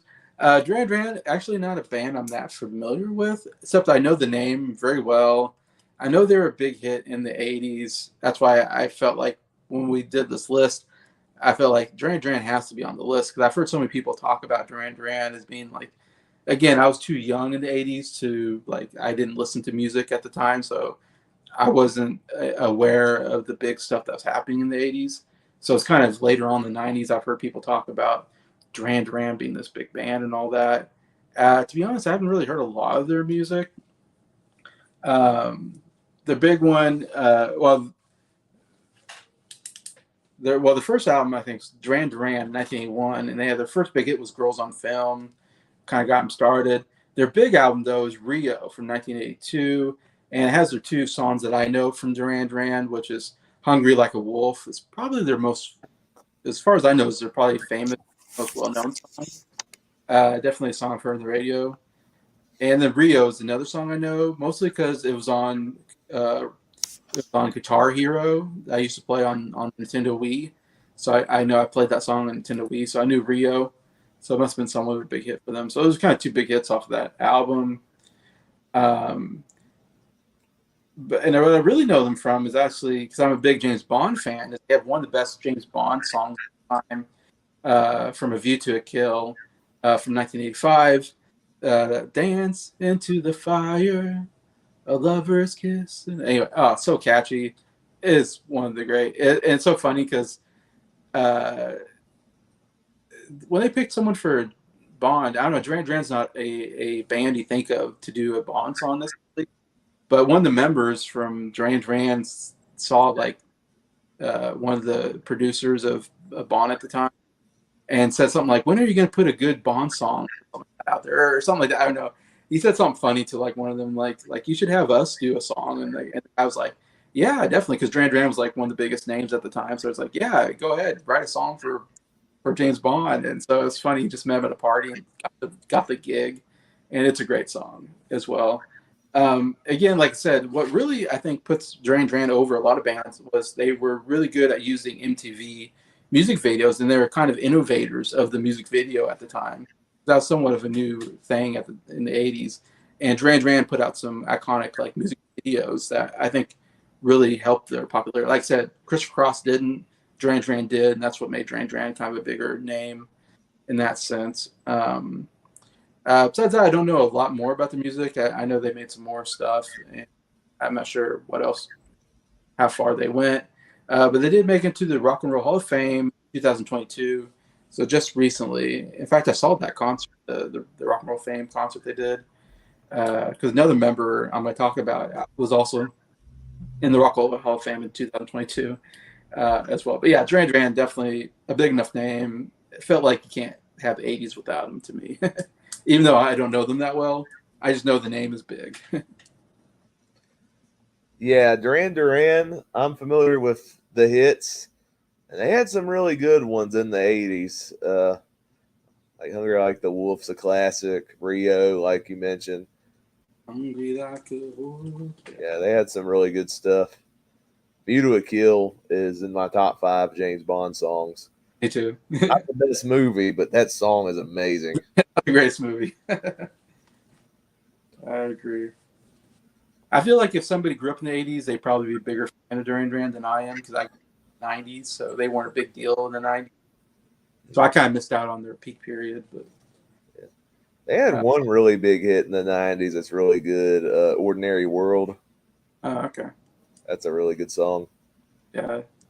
Yeah, I need to venture into them more at some point. No, there's a lot of 80s bands I really don't know that well. I need to listen to. But all right, next pick on me. Actually, it's good. I wanted Jacob to be around for this one because it was my last. It was actually my last pick of the 80s, and I had a couple different choices that I could have gone to, and this name was on my list. And Jacob said, "Is anybody going to pick Pat Benatar?" And I said, "I'll pick her," because I was having a hard time picking my last pick, and Pat Benatar was one of the names on my list of like somebody I might put in there. And then when Jacob mentioned her, I was like, "Oh yeah, I'll put her on there." And so I have to thank Jacob for like kind of recommending this one. And I'm like, "Yeah, okay." um, Iconic female singer, kind of rock pop singer, I guess, and songwriter of the time period. Um, I didn't really know that much about Pat Benatar, except I saw her. She was also inducted in the Rock and Roll Hall of Fame in 2002, and I happened to watch that because they played him on HBO Max, and so I watched it. And so they got to sing songs from. She got to sing some of her big hits on there, and Duran Duran was also on songs. So it's funny I got to see both of them in the same. They both got inducted at the same time, which was pretty recently. Um, but when I heard Pat Benatar sing, I was like, "Oh my gosh, these are really good songs." I was like, I didn't realize she had all these hits, and this is another one. I'm like, I need to listen to more of Pat Benatar because I just don't know enough about. What was interesting, what I found out through that was that her guitar player is also her husband, which I had no idea. She started off, and then she got introduced to her husband, who's because her original name isn't Benatar. I think her husband's name is Benatar, and so she changed it to Benatar. And then, of course, they got married, and then they kind of formed this great duo, and they're still married and still playing together. That's so cool because you don't get marriages that last that long, and in the entertainment industry ever. Yeah. And he played, and he was really good. That was what impressed me. Is like her husband was like, and they're getting, of course, older, but he was rocking it on the guitar. I'm like, oh my gosh, these are incredible guitar solos and stuff like that. So I was real impressed with it. But her, let's see, looks like her first big album was in 1979, In the Heat of the Night, which she had Heartbreaker, one of her big songs. Heartbreaker. Don't you mess around. She has an incredible rock voice. I mean, like she's one of the best rock singers of the 80s period. Really good stuff. And she's pretty good looking too, I have to say. I like some of her. If you see her in the 80s and like her album covers and stuff like that. And, very 80s look, but yeah, great. But in 1980, she had an album called Crimes of Passion, which was really big. It had Hit Me With Your Best Shot, another great song from Hit Me With Your Best Shot, Fire It. Oh, so good. And then in 1983, my favorite song of her, Love Is a Battlefield, which is probably one of my favorites of the 80s period, and a huge, kind of girl anthem, we are young, heartache to whatever, we stand strong. Yeah. You can't, if you know the 80s, you have to know this song. It was all over the radio. And there's probably more hits. That, again, I don't have enough time to really do a lot of research. Those are the 3 big hits that I wrote down. I'm sure there's other ones I did. But, yeah, one of the great rock singers, I think, in the 80s. So Pat Benatar definitely deserves to be in here. Yeah, incredible vocalist. I didn't know the fact about her husband doing the guitar stuff. That's new to me too. So Yeah, that's really neat to learn. yeah, it But yeah, is. all those songs you mentioned are awesome. I would also highlight "Shadows in the Night," That's a good song. "We Belong," "Invincible," Yeah, and "Promises in the Dark" are all terrific as well. yeah, she had more hits than I even realized. I was like, oh, okay, she had a lot of hits. I don't know why I don't think very often, but oh, yeah. Just again, 80s. I don't know 80s. I don't know well because I was just a kid in the 80s, and so I don't go back to the 80s as much. All right, I got two more picks. Another. My next one is another one of the most iconic singers, not just of the 80s, of different periods, and that is Tina Turner. Nice. Which yeah, she was my seventh pick in the 80s, and she was definitely one where I was like, man, she has to be on this list. Like nobody else was picking her. And I was like, well, we can't go without her in this pick. In this, Yeah. because she's another one. Like I'm not like the biggest Tina Turner fan, or I don't know a lot about her music. I need to listen to more of her stuff because I think she's an incredible singer. Wasn't she previously in with Ike and Tina? Yeah, they started out with Ike and her husband Ike. Yeah. There, yeah, Tina But Turner. wasn't Ike and Tina on like some of the past Music Hall of Fames? Yes, I think Okay. I think you're right. I think Ike and Tina Turner was in the 60s, maybe even because they Yeah. started off way back and yeah, they started off actually in 1956, which I was surprised. I was like, wow, that was a long time ago. So she's a bit older than I even realized. But they, yeah, 60s and the 70s, whatever. The only really big hit I know was Proud Mary from that time period. Yeah. To me, Proud Mary was more of a Tina Turner song than it was a CCR song. It wasn't until later that I found out, oh, CCR wrote this song. I thought it was a Tina Turner song because she's so iconic with it, and just her look, and she, had that shimmering dress, whatever, that short dress, and she's rolling, and she'd like dance, and she had that hair, and oh, she had a great look, Tina Turner. Um, but yeah, which I don't know much about Ike and Tina Turner. Funny enough, like I became a, I mean, I knew her from the like, I feel like I guess maybe it was the 80s or 90s, but I mean, I remember as a kid, of seeing Tina Turner music videos and like hearing her songs, and I just knew her as a solo artist, and going, man, she has an incredible voice. It wasn't until years later that I found out, oh, she was part of this Ike and Tina Turner thing, which was, I guess, a big deal because she's in the Rock and Roll of Fame twice, once for Ike and Tina Turner and once as a solo artist, which I didn't realize. I thought that was pretty impressive. I don't know how many people are in it more than once, but it's got to be a pretty elite group of people that. I know Eric Clapton holds the record for being in there the most times. I think he's in for Solo, he's in for the Yardbirds, and also for Cream. Yeah, he's in there three times. I know, like, all the Beatles are twice.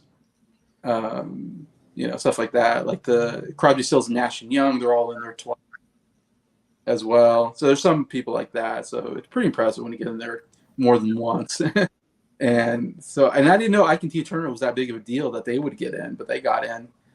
But yeah, because I mostly know her soul work because they made a movie called What's Love Got to Do with It, which was about Ike and Tina, and Ike was like very abusive. That's what I knew about it. It was like Ike was a terrible person and was abusive to her.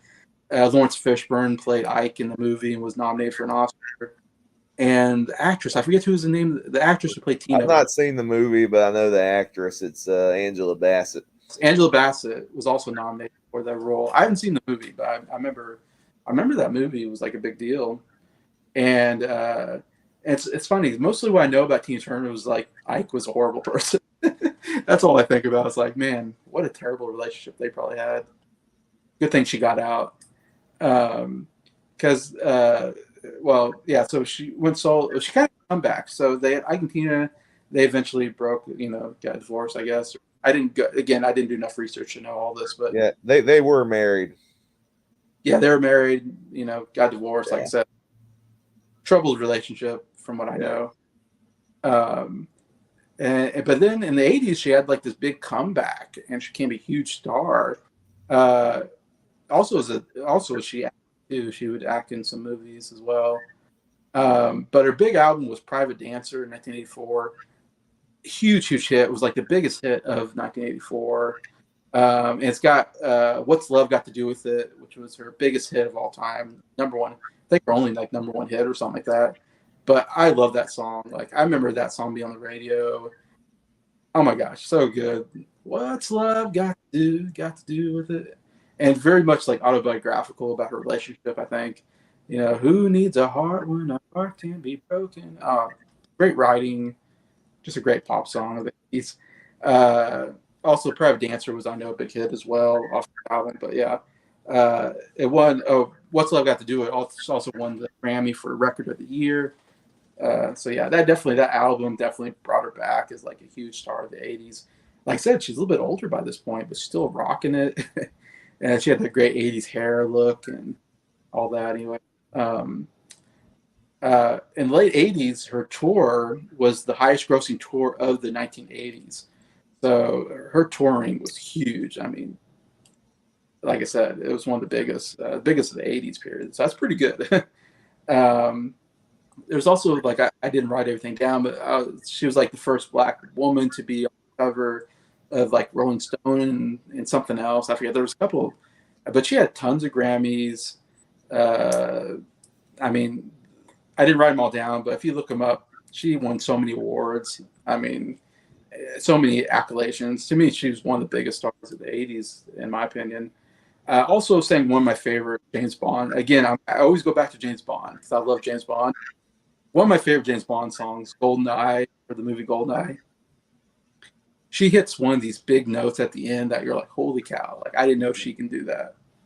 Like, what an incredible voice. She also passed away just, I think, last year, I want to say. Yeah, I think so. I remember it was recent. I think it was 2023. She just passed away, too. So, yeah. Another artist we just lost. We've been talking about a couple that just passed away, it feels like. You mentioned a couple, and Tina Turner's another one. So, but yeah, Tina Turner. Yeah, great vocalist. And she could belt some of those notes too. It's like some people call her the queen of rock and roll, and I could see where they're coming from, especially in the way she would belt some of these notes. She had a lot of soul as well. I definitely couldn't agree with you more on the GoldenEye song. That song is amazing. So yeah, another song. She had a couple songs for movies. She did the song for Mad Max Beyond Thunderdome. We Only Another Hero. And then she was even on the Brother Bear soundtrack. She had a song in that movie called Great Spirits. Oh, okay. Which is really good. I didn't realize that. Yeah. Yeah, she was in Mad Max. I think she was an actress in that as well. I can't say she was. I can't say she's that good of an actress, but she's a great singer. Right. Yeah, I don't remember much for acting, but yeah, great singer. All right, one more 1980s list, and this is probably the band I know the most out of everybody, and that's REM, which stands for, I guess, Rapid Eye Movement. That's usually what REM stands for. But yeah, this is an alternative rock band from Athens, Georgia. We got Michael Stipe as the lead singer, Mike Mills bassist, Peter Buck guitarist, and Bill Berry drums. And this was definitely a big band in the 90s. When I grew up in the 90s, was listening to 90s music. REM was one of those. They had tons of hits on the radio that I heard all the time. So I came pretty well known of them. But they started in the 80s though. So they actually got their first start in the 80s. That's why I put it in here. They could have fit in the 90s Rock and Roll Hall of Fame, but I decided to go ahead and just throw them in the 80s while we're here, and then come up with some other artists for the 90s. Because I'm fairly well known to the 90s, because I grew up in the 90s, so I know the 90s very well. So I have a lot of people I can come up with in the 80s. I had a little bit more trouble coming up with artists. But yeah, they formed in 1980 at the University of Georgia. But yeah, their big albums in the '80s. Murmur is a big album for them, kind of one of the most well-known period. But they had Reckoning, Fables of the Reconstruction, Life's Rich Pageant, Document, and Green. Um, but really, the two big albums kind of came in the '90s with Out of Time and Automatic for the People. The one I'm most familiar with is Automatic for the People, which is a really good album. I highly recommend that one. It's probably their most well-known album, and people talk about that album the most. I think when they talk about REM. Uh, Out of Time has one of my favorite songs. Losing My Religion is actually it's probably my second favorite song from them. And again, probably one of my favorite songs from the night. Uh, the mandolin in there is so good. Stipe is a really good lead singer, very unique, I think, singer. He's got a unique look too. He's bald, bald guy. Pretty good front man overall, though. I think very memorable for me. But and again, they used the music videos very well. They did a lot of good music videos as well. But like I said, Automatic for the People. You have probably my favorite song, Night Swimming. If you don't know that song, that is such an amazing song. Such a piano kind of ballad song. The piano is so great. That's what makes that song, but sings it very well on that as well. And that's such a great song from that album. You also have Man on the Moon, which was a big hit, which is came off of the movie Man on the Moon, which Jim Carrey plays kind of a famous quirky comedian, which I'm forgetting now his name. But so Man on the Moon was kind of like because the name of the movie is Man on the Moon, so it was kind of the title song for that movie as well. And it's a really catchy pop tune, kind of rock pop tune. Also, Everybody Hurts. Everybody Hurts is like the big ballad off of there. Yeah, Andy Kaufman. I knew you. I was like, Keith will get it. Good. Keith is your backup man. Yes, I was like Keith. Andy Kaufman. Yeah, Carrey played Andy Kaufman in the movie Man on the Moon, which I haven't seen actually. I haven't seen the movie. But it was kind of somewhat of a dramatic turn for Jim Carrey, in a sense. But they have so many huge hits that I've grew up with. The One I Love is also good. Maybe the most played song is End of the World. Mm-hmm. I've seen that in so many different movies and stuff like that. Anytime you're in like a like bad stuff is going down, it's like End of the World like fits perfectly. It's so catchy. It's the end of the world as we know it, and I feel fine. It's in one of my favorite anime movies, Chicken Little, in fact. I knew you were going to say that.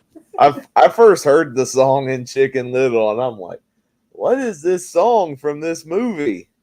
And then come to find out, that's when I found out who REM was eventually.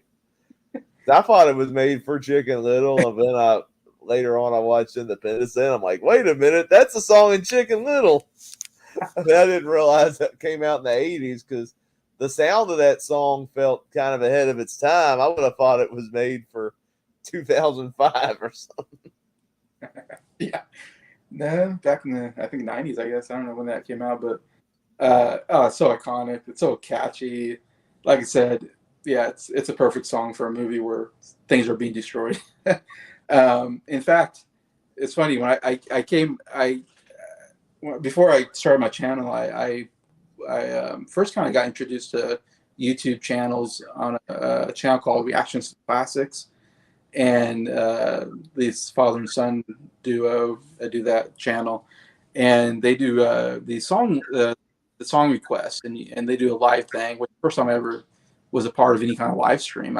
I mean, I wasn't on the live. I was in the comment section, but I was talking to them, and I was like, "Wow, this is awesome! I didn't know this existed, live streams." So that's how I got introduced to the whole live streams and on YouTube. Because YouTube, I didn't really know that well, just like had clips from stuff. But I was like, oh, people actually put out their own content on YouTube. Like, that's cool. Like, I didn't know that. And this was back in 2020, and so COVID hit like around March. All of a sudden, the COVID thing happened, and we were still like scared about what was going on. we kind of thought it was the end of the world. I remember at the time we're all like, "Oh my gosh, is this the end of everything? Are we all gonna die?" It was scary. When it first hit, and we were doing one of these Reactions to Classics live streams and requesting songs, and someone requested "End of the World." I was like, "Yeah, perfect song." It fit that time period so well because we all thought, "Yeah, this is the end of everything. We're all gonna die." COVID. And so it was just, anyways, just kind of funny story about that song. It fits nowadays. I mean, now we don't feel like we're gonna die, but at the time it was something. Stand is another great song. Orange Crush and Drive, just some of the big hits that I remember, anyways. And they were inducted in the Rock and Roll Hall of Fame in 2007. So, REM. Yeah, I know the hits from REM, and they definitely got some earworm, that's for sure. I'm probably most familiar with End of the World. I used to have the Rock Band game years ago, and that was how I was introduced to Orange Crush. That's a good song. That's good. I love Stand. That's their biggest earworm, in my opinion. And in the place where you, yeah.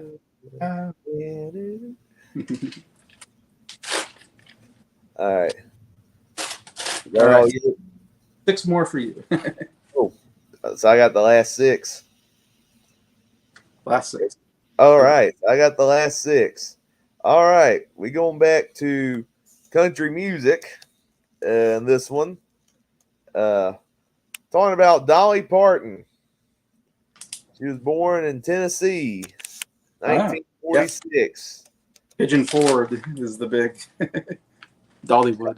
Actually, she was born in a place called Pittman Center, but that's really close to that area. There's a statue of her in Sevierville, Tennessee, which I've seen the statue. It's a nice statue, which is the place right next to Pigeon Forge.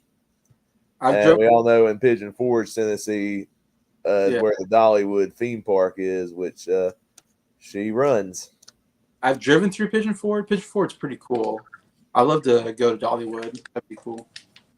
I've been there. It's a really neat place. Yeah, I've heard it's a really good place. But Dolly started out as a songwriter. She released her debut album in 1967. Hello, I'm Dolly. And her debut single was called Dumb Blonde. Really? Yeah, that's the crazy part. She started out, she was successful both as a solo artist. She also did duet albums during this time with an artist named Porter Wagner. They also had a TV variety show together where they performed a lot of songs. Dolly and Porter, they split in the early 70s, so Dolly could continue to focus on her solo career. I think her first big breakout album was in 74. She did an album called Jolene. That's one of her biggest hits. I love that also song. On that album, she also did a song called I Will Always Love You, which was later more famously covered by Whitney Houston. But Dolly was the originator of that song, and it's a really great song. The more the 70s went about, Dolly was probably she started out with more traditional country. She leaned more into pop flavored country the bigger she got, but she still didn't sacrifice, who she was throughout all this, because she still embraced her roots. She had such a memorable personality. Like, she always wore blonde wigs. Some people just loved her first because she had sex appeal. Some people always reference, she had some big boobs. Yeah. People like looking at it. And she plays for it too. I mean, she talks about it. Yeah, she loves joking about that, and she's joking about it. she's always a good sport about everything. So, but yeah, she was pretty big in the 80s. Some of the big hits in the 80s, I previously mentioned her big duet with Kenny Rogers, Islands in the Stream.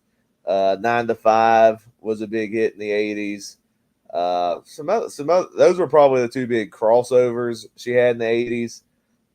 There were also some big hits like Here You Come Again. That's a great song. Old Flames, Can't Hold a Candle to You is awesome. Why'd You Come In Here Looking Like That's another one. Just so many great songs. She was also an actress. 9 to 5 was the first movie she was in. She starred in that along with Jane Fonda and Lily Tomlin. Very funny movie. Then she starred in The Best Little Whorehouse in Texas with Burt Reynolds. I've seen that. She re-recorded "I Will Always Love You" for that movie. Yeah. And she also had a big hit that people forget originally came from that movie. It's a staple on Christmas radio, but "Hard Candy Christmas" came from that movie, and that's a terrific song. Hard Candy Christmas. Yeah. And she had other movies as well. More infamously, Rhinestone in 1984, starring her and Sylvester Stallone. That movie's a trip if you've seen it. More acclaimed movie, Steel Magnolias, 1989, and then she was also in Joyful Noise with Queen Latifah in 2012. She's had so many albums now. She's had 25 number one hits on the country music chart, 44 top 10 country albums, 110 career charted singles in 40 years. Yeah. 11 Grammys. She's won 10 CMA Awards, 4 People's Choice Awards. She's even one that's received an EGOT, an Emmy, Grammy, Tony, and an Oscar. You won an Oscar? Wow. She won an Oscar? Oh. Yeah, she won an Academy, or at least one nomination. But she was inducted into the Country Music Hall of Fame in 1999. She was controversially inducted into the Rock and Roll Hall of Fame in 2022. She originally declined the nomination because she's like, I'm not a rock artist. What's this all about? But she decided to be a good sport about it. She decided to accept the induction, and she decided to ultimately release a rock album because she got inducted to feel like she deserves to be in the Rock and Roll Hall of Fame. She released an album called Rockstar, which is her doing rock music, covering classic hit rock songs and doing originals. And that was quite interesting in itself. She's also known for owning Dollywood, a number of dinner theater venues throughout the Tennessee regions, including Dolly's Stampede. She does a lot of philanthropy work. She does a thing called Imagination Station, which is designed to encourage impoverished kids, try to teach them how to read. Really good work there. It's just really good humanitarian work. Very successful in different genres, country, a little bit of pop, rock now. She's done some gospel stuff as well. Very larger than life personality. Great vocalist. Even let's see, she is 78 now, and her voice is aged like you would expect in a lot of artists, but she still sings pretty good, all things considered. And she still tours. She still puts out albums, and every time I see her on online, some of these videos, she's always fun to see how she interacts and how she talks about life and other things. So when I ended up joining this series, I'm like, growing up with country music, I had to put at least some country artist on here, and Dolly is one of the more successful ones during this time. So, Dolly, you're in. I can't think of a bigger name in country music than Dolly Parton. Yeah, as far as pretty big female singers, that got to be like towards the top. Yeah, she's probably the most successful female country artist in history. I would think her or Reba McEntire. Reba McEntire is probably close. That's what I would think. not thinking about. There's probably some older artists I'm not thinking about, like Loretta Lynn or something. But Yeah, Loretta Lynn was pretty big too. I don't know. But, Yeah. But yeah, very big artist. Next up, we're going back to hard rock with my next pick. We're talking about Guns N' Roses. Yes. They formed in LA in 1985. The classic lineup consists of Axl Rose on lead vocals, Slash on lead guitar, Izzy Stradlin on rhythm guitar, Duff McKagan on the bass, and Steven Adler on drums. So they formed, like I said, in the mid 80s. They released their debut album in 1987. And oh, wow, I'm learning about this just looking at it. This is fascinating. Yeah. So when the album first came out, it failed to gain traction. Really? It debuted at number 182 on the Billboard 200. 182. Yeah. However, a year later,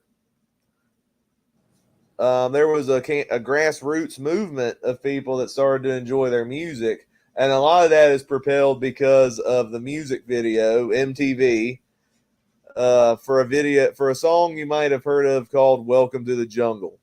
Yeah. When that video started to become popular, the song really broke out. Guns N' Roses broke out, and Appetite for Destruction became a kind of a sleeper hit of an album, ultimately selling 30 million copies worldwide.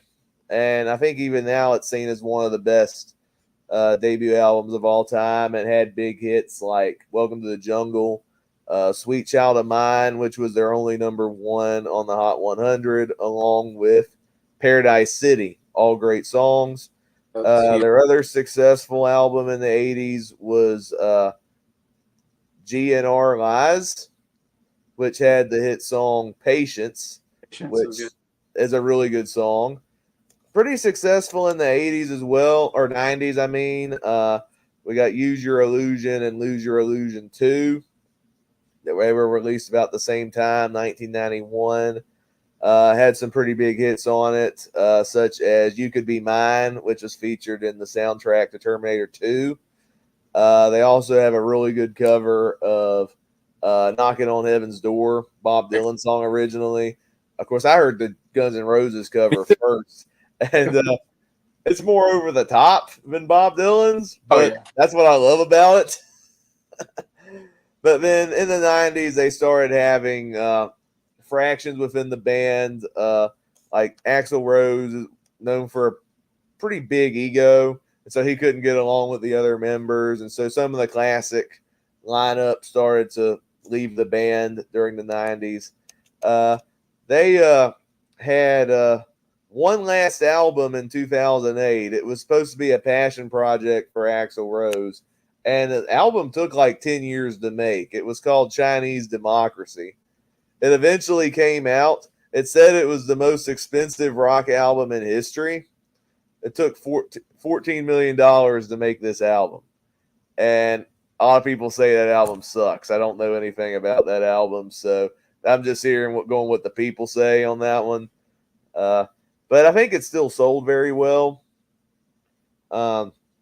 They still tour. I think a lot of the original lineup are back in Guns N' Roses now. They must have patched things up in more recent years. They were known as the most dangerous band in the world because of Axl Rose and his ego during the time, and they were real big. They were real big on. They were abusing drugs during the time, and there was a riot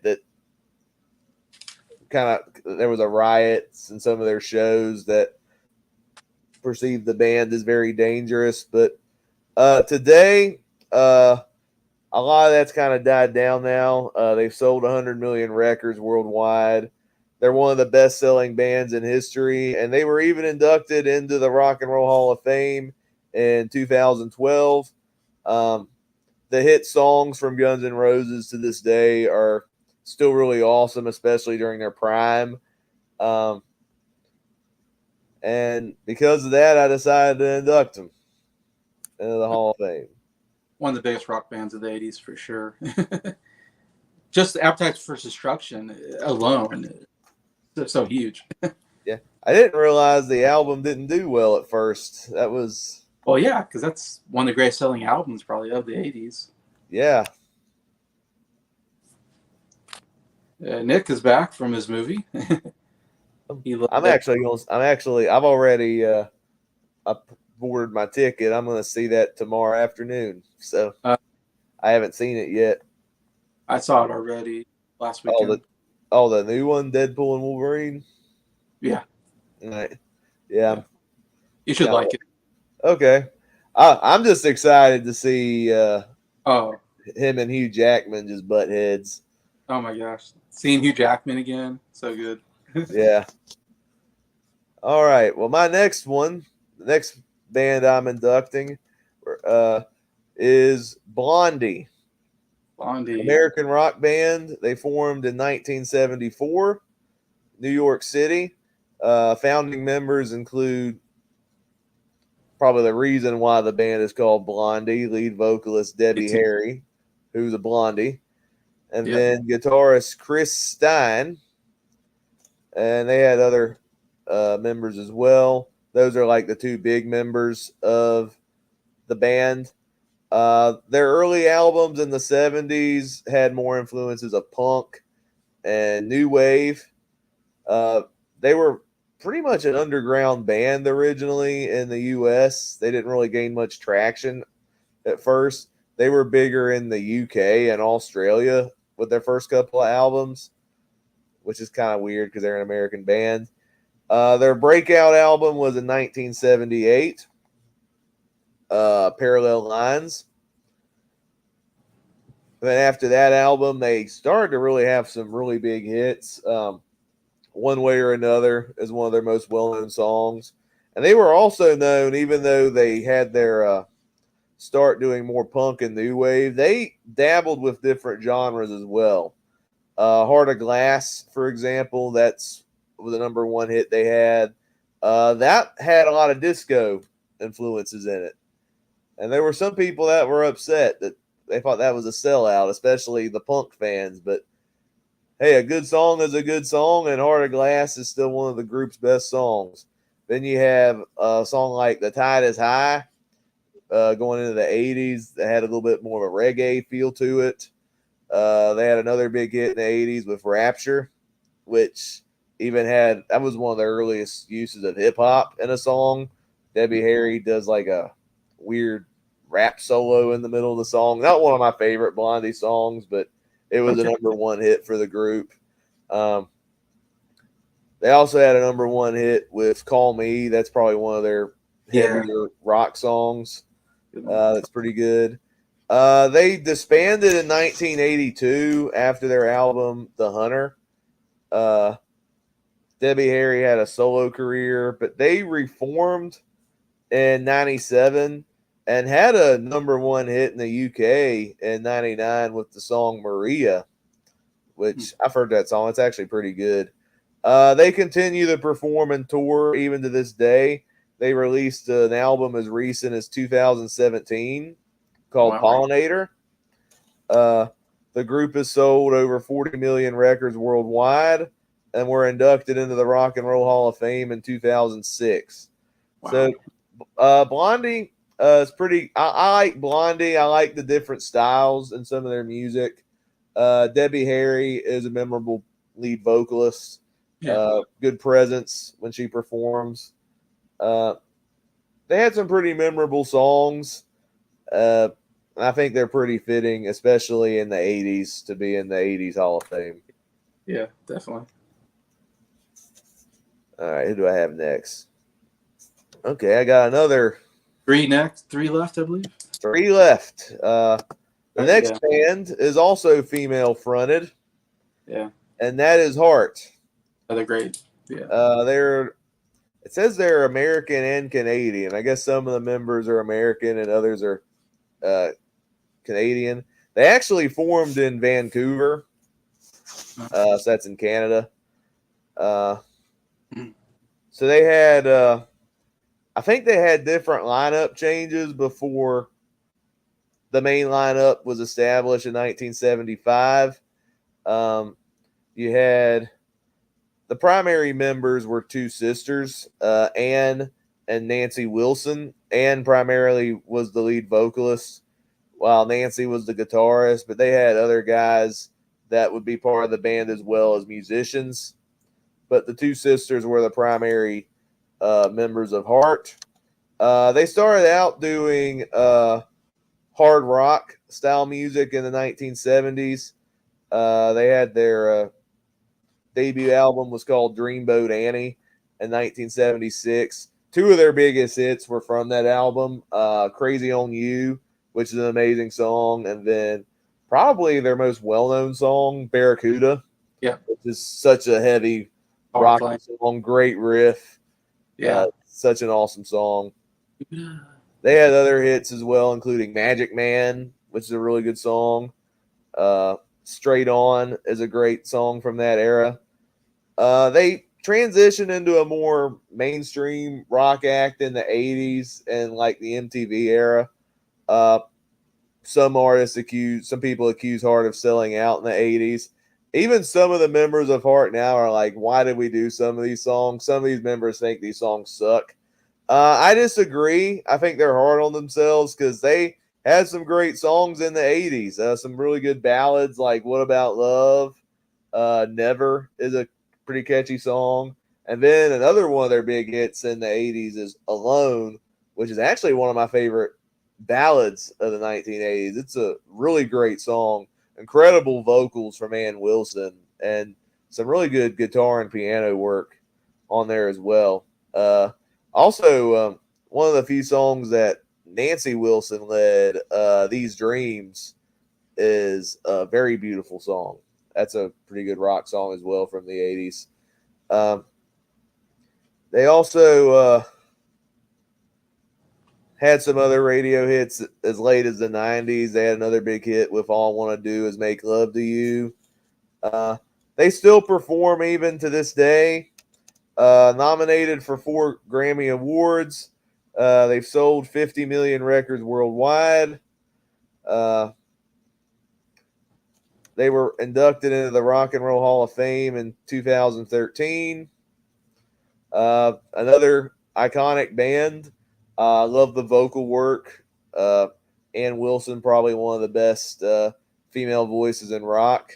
And they just got some great rock songs, from some of the more heavier stuff in the 70s to some of the ballads they did in the 80s. They had some really good stuff. Ann Wilson, probably the greatest female rock singer I've ever heard. Her rock vocals are so good.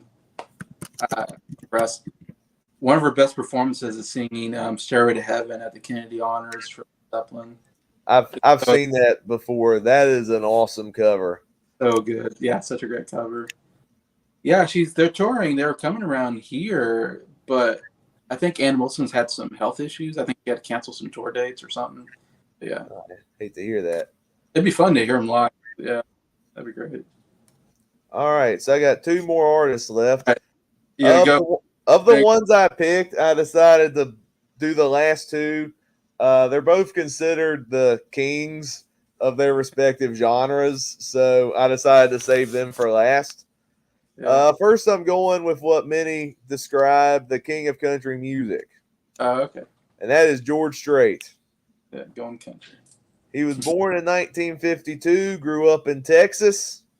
What's funny is when he started out as a teenager, he was in a rock and roll band for fun. And when you think George Strait now, you're like, you wouldn't think George Strait would do rock and roll, but he did. He was in a garage band as a teenager doing rock and roll. Yeah. But country music was what drew him in the most. I think he performed in a military band before garnering a record deal. He released his one called Straight Country, which featured his debut single Unwound.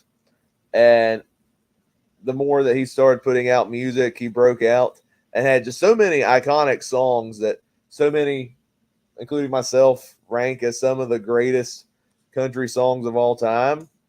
Um, he has many number one albums. He actually holds the record for, you're going to find this hard to believe, he has the record for the most number one songs out of any artist in any genre. Wow. Okay. 60 number one hits on the country charts, Wow. which is crazy to think about. And Yeah. all 60 of his number one hits are amazing. Wow. So many good songs. If I name every single George Strait song, it's going to take a paragraph because he still puts out music to this day. But some great songs, because he has a bunch of other like top 5, top 10 hits as well that didn't even go to number one. But some of the highlight songs I would recommend to people: Unwound, The Fireman, The Cowboy Rides Away, Foolhardy Memory, which is, I saw Nick on the chat. That's currently his favorite George Strait song right now. You got Amarillo by Morning, Oceanfront Property, All My Exes Live in Texas. Those are some of his best 80s hits. Going into the 90s, we got songs like Check Yes or No, Carrying Your Love With Me, Love Without End, Amen, Write This Down, among others. And then going into the 2000s, he also had hits like Desperately, Cowboys Like Us, Living and Living Well, I Saw God Today, Troubadour. That album won, I think, the Grammy for Best Country Album in 2008. And then he had his most recent number one, number 60, was in 2013 with the song Give It All We Got Tonight. George Strait was also a really huge touring act for many years. He didn't really do much music videos. When music videos were starting to take off, some other artists like Garth Brooks and Alan Jackson and Shania Twain, they loved doing music videos in country music. CMT was the big network for country music. But George Strait hardly did any music videos. His music took off because people just loved his songs, and he had record-breaking tours. And I think he won Entertainer of the Year a couple of times.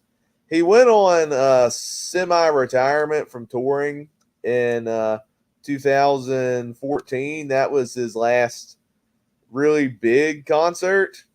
He still occasionally performs. He actually just had a recent performance in Texas at Kyle Field, and it set the record for the largest ticketed concert in U.S. history. It broke a 40-year record that was previously held by the Grateful Dead. And George Strait broke the record. Wow. For largest attendance. But he sold more than 120 million records worldwide. He's one of the best-selling music artists of all time. 33 of his albums are certified platinum, which means he holds the record for the most certified platinum artist. Wow. His biggest selling album is the Pure Country soundtrack. The one time he starred in a movie, he had a record-selling soundtrack as well, which has some great songs on it, including Heartland and I Cross My Heart being the big singles. So there's so much to say about George Strait. He was one of the artists that got me into country music at a young age. I love practically all his hits. Has so many good albums. It's been great going through all of George Strait's albums for the review series on my channel, and I'm so happy that Nick is getting into George Strait as well. And it blew my mind. I remember we listened to I showed him Foolhardy Memory in preparation for one of the albums, and he was just sitting there, and then his reaction after listening to that song for the first time was, "I'm speechless. This is one of the best country songs I've ever heard." And I was like, yes, that's a good song. So yeah, George Strait. If I had to, there was no contest on which country artist I would induct for the '80s Hall of Fame. I knew George Strait was a must. But George and Dolly, they're two of my favorite country artists, and George, I think out of all the country artists, is the most deserving in the genre to be in a Hall of Fame like this. Yeah, like for me, of course, Garth Brooks is my favorite country artist. But Garth Brooks is such a crossover where I felt like his music did well in the pop charts as well. Mm-hmm. Would you say George Strait was kind of similar? George Strait, I don't know. I can't think of George Strait having like any real crossover hits. Like you don't hear any of his music on like pop stations or anything like that. He's more traditionally country. Like he leans more heavily into like the traditional country sound with the fiddles and steel guitars, which aren't really popular in like some of the more crossover country songs. They try to appeal to a broader audience who maybe doesn't really like those sounds. Yeah. But it's incredible that George Strait has sold so many records and had so many like high big selling stadium shows, and just stayed true to himself for over 40 years, and he's still does occasional touring and still releases albums a day. He's got a new album coming out in September called Cowboys and Dreamers, which I'm excited to listen to. I didn't know he was that big, I guess. I knew the name. I know he's a big name, but wow, that's impressive. Yeah. All right. My last artist, we go from. All right. Who could we? We go from the king of country to the king of pop. King of pop. To many people. And we're talking about Michael Joseph Jackson. I mean, maybe the biggest name of the 80s right there. Yeah. Born in 1958 in Gary, Indiana. He is one of the most recognizable faces in any genre. Like, you just say the name Michael Jackson and people know who you're talking about. Oh, he's the guy that does the moonwalk. He's the Thriller guy, right? Yep, that's Michael Jackson.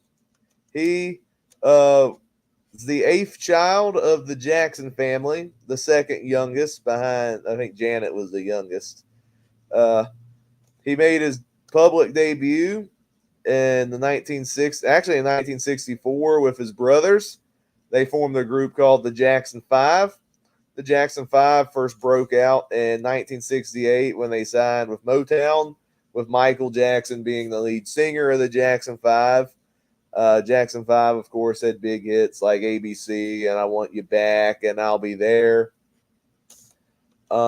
Actually, Michael began his solo career in 1971 while the Jackson 5 was still pretty big. Motown decided to, I think, wanted to capitalize on especially Michael's popularity, and they asked him to do a solo album. His solo album was called Got to Be There, 1971. Had a couple of pretty decent hits on it, considering he was only 13 at the time when he did this album. He did a cover of Rockin' Robin that was really good. Not the best album, but there's some potential. And, Michael Jackson could sing so well at that age. It was really impressive hearing that. He had a couple other albums in the 70s. Ben, that was his first #1 hit. The funny thing is, Ben was actually the theme song to a movie. And you listen to the song Ben, you think it's a song about his childhood friend.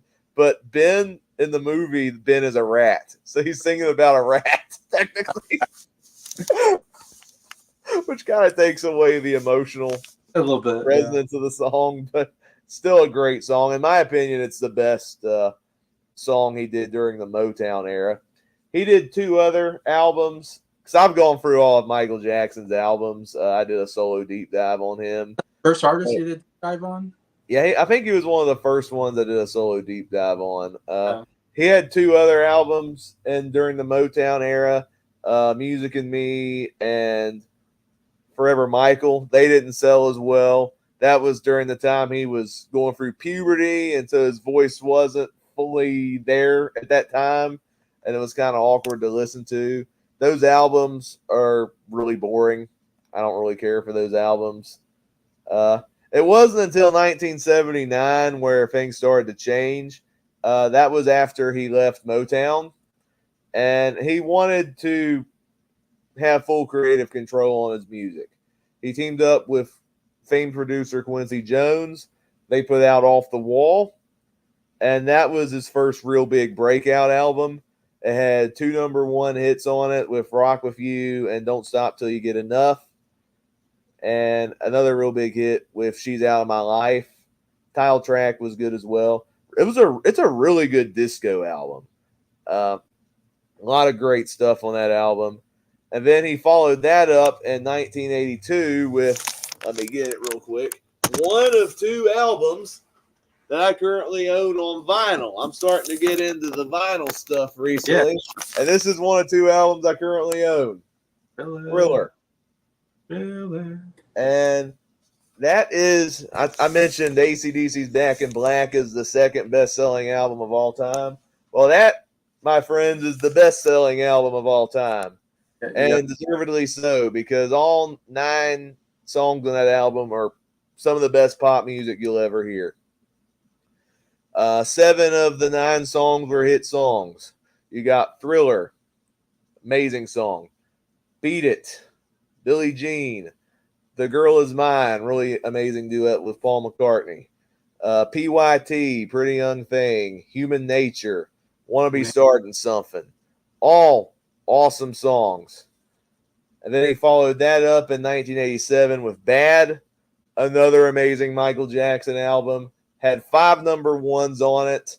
I think the 5, if I remember correctly, are the title track, Man in the Mirror, I Just Can't Stop Loving You, Dirty Diana, and The Way You Make Me Feel. They were the 5 number 1s. Smooth Criminal is also on that album. That's an amazing song as well.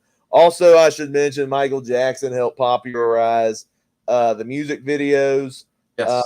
He helped break racial barriers, especially on MTV. Not too many people wanted to. A lot of them didn't like playing black music at the time, but then Michael Jackson helped break the barriers.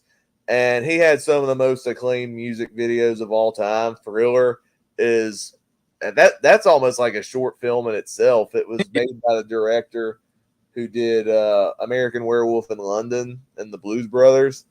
And it's like almost like a mini movie, but it's amazing. The storytelling and then the song and then the dance choreography, which Michael does so well. He didn't originate the moonwalk, but he pioneered it. He was the one who made it famous. Oh, yeah. Most famous dance move of all time. Yeah. So that helped with his popularity. And then, like I said, he had a lot of record-breaking tours, big selling albums. Even into the 90s, he had 2. He had acclaimed albums in the 90s. Dangerous in 1991, which has hits like Black or White, Heal the World, Remember the Time, and Will You Be There, which is a song from the movie Free Willy. He had another album in 95 called History, which is half a compilation album, half a studio album. The studio album had big hits like Earth Song, Scream, which is a duet with his sister, Janet Jackson, and then You Are Not Alone, which I think was his final number 1 hit. That's a really good song. His last album that he did while he was in his lifetime was Invincible in 2001. That one is the most expensive album ever made. That one was seen as a disappointment compared to other albums, but he had one really big hit from that album called You Rock My World, which is a pretty solid song, not his best, but still pretty good. The last part of his career was kind of a figure of controversy and scandals. There's been allegations made against him, which people debate whether he did some of these disturbing things or not. I'm not really the judge of that. It's been disproven a couple of times. He also was dealing with like addictions to painkillers and drugs because of some of the pressure mounting against him. He started getting addicted to drugs. He also had this, I think, this skin disease that he had. So like Like his skin was like very black when he started out, but the older he got, the more pale he got, and he looked like this very pale, weird white guy with long hair. Yeah, and he had a And lot of facial surgery, I think, yeah, as and well. I think there might have been some surgeries to cover it up, and he looked really bad. The older he got, Yeah, he also was more then after some of the media scrutiny and other things, he became more reclusive the older he got, and it was very sad to see. I think Michael Jackson had a very sad end. He died. He was supposed to do a comeback tour in 2009 called "This Is It," but he died of an overdose at the age of 50. yeah, And before he was able to show that he still got it. yeah, But even with all that, still one of the best-selling artists of all time. 500 million records worldwide, 13 number one singles on the Hot 100, 15 Grammys, a Golden Globe. He, like some other artists you mentioned, he is inducted into the Rock and Roll Hall of Fame twice, once for the Jackson 5 and again for his solo work. He has so many, such great songs, great albums. I would say his big three are Off the Wall, Thriller, and Bad. Those are his best albums. I yeah. also recommend one of his posthumous albums, Escape. Is a really good album of unreleased material that was released years later, and that would have been a great Michael Jackson album had he lived to see it. But yeah, Michael Jackson is definitely one of the most established figures in music. Just great music all around. Great entertainer, amazing vocalist from whether he was a kid in the Motown era to when he grew up and had creative control. Michael Jackson is definitely a legend in the music business, and definitely, especially with all the accolades and the record success that he has, definitely most deserving to be in the Music Hall of Fame. Yeah, like I said, he's the biggest name on this list. I've seen polls where it's like, back in the, at least, I don't know what it'd be today, but I remember back in the time it was like number one was the Beatles and number two like Michael Jackson. A lot of polls, and there's a lot of people out there that argued that Michael Jackson should be number one over the. Of course, I thought the Beatles should still be number one, but yeah, I think if I had to say the two, they're both great artists in their own right. I think I prefer the Beatles like you, but I think the Beatles have more consistent albums too, because some Michael Jackson albums, like the Motown stuff, isn't that good. One of the posthumous albums is awful. I'm just going to go outright and say it, which there were like 3 songs on his first posthumous album where they marketed them as Michael Jackson songs, but 3 of them, they just used an imitator, and the songs suck. Yeah. Yeah, but his impact is one of the biggest. That's why he polls so well. So many things to say. His the dance he's innovative. His dance moves was. I mean, we've never seen an artist like that. I feel like that had those dance moves. Besides the singing, I mean, it revolutionized. I think solo artists and dance and all that. Also, his outfits were iconic. The one glove. Yeah, the white gloves and the one white glove was iconic as well. Yeah. Some of his jackets were pretty iconic. Mm-hmm. I mean, I think of the leather jacket on the Bad album, and then even this. Like, this is one of those recognizable album covers of all time. Yeah, and like I said, I grew up in the 90s, and he was huge in the 90s. I remember he was all over the place. I remember Black or White. That was like the big song on the radio when I was a kid. It doesn't matter if you're black or white. Yeah, it was like, that was huge. He did a Super Bowl halftime show, and it's probably the greatest Super Bowl halftime show of all time. If you look at any list, it was like amazing. I saw it too. I remember watching the Super Bowl, and he was on there. I was like, God, like that was amazing performance. Yeah, the hat. Oh, he had the hat too. Yeah, so much stuff he had. Um, yeah, yeah. What can you say? Yeah, he's the moonwalk, the greatest move of all time. I remember seeing that for the first time and just mind blown.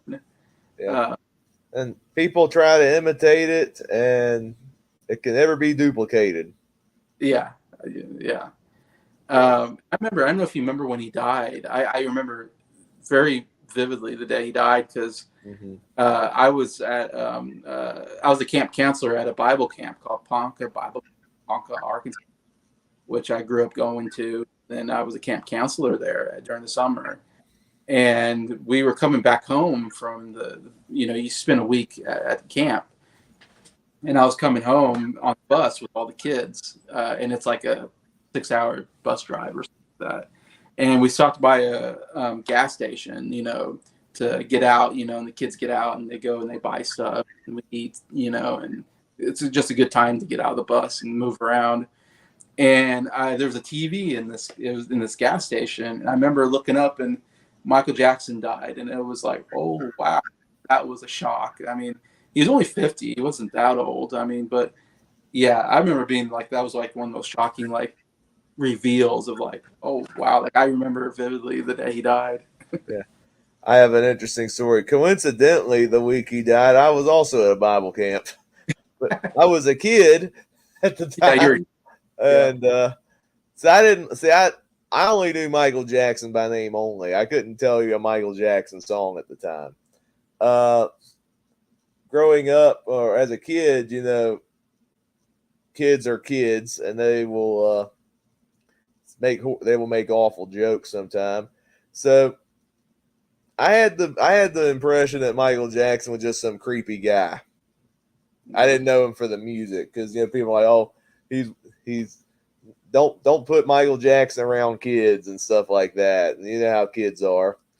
And so I first heard that Michael Jackson died while I was at camp, and I was like, see, because I only heard Michael Jackson's name through jokes, and so I thought people were joking that this guy died.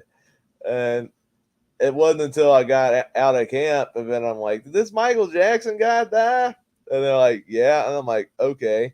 It wasn't until a few years later when I started listening to actually his music, and I think it was either Billie Jean or Thriller I heard first, and I'm like, man, these songs are awesome. And then I slowly started to get into his music, and I'm like, man, Michael Jackson had some amazing stuff.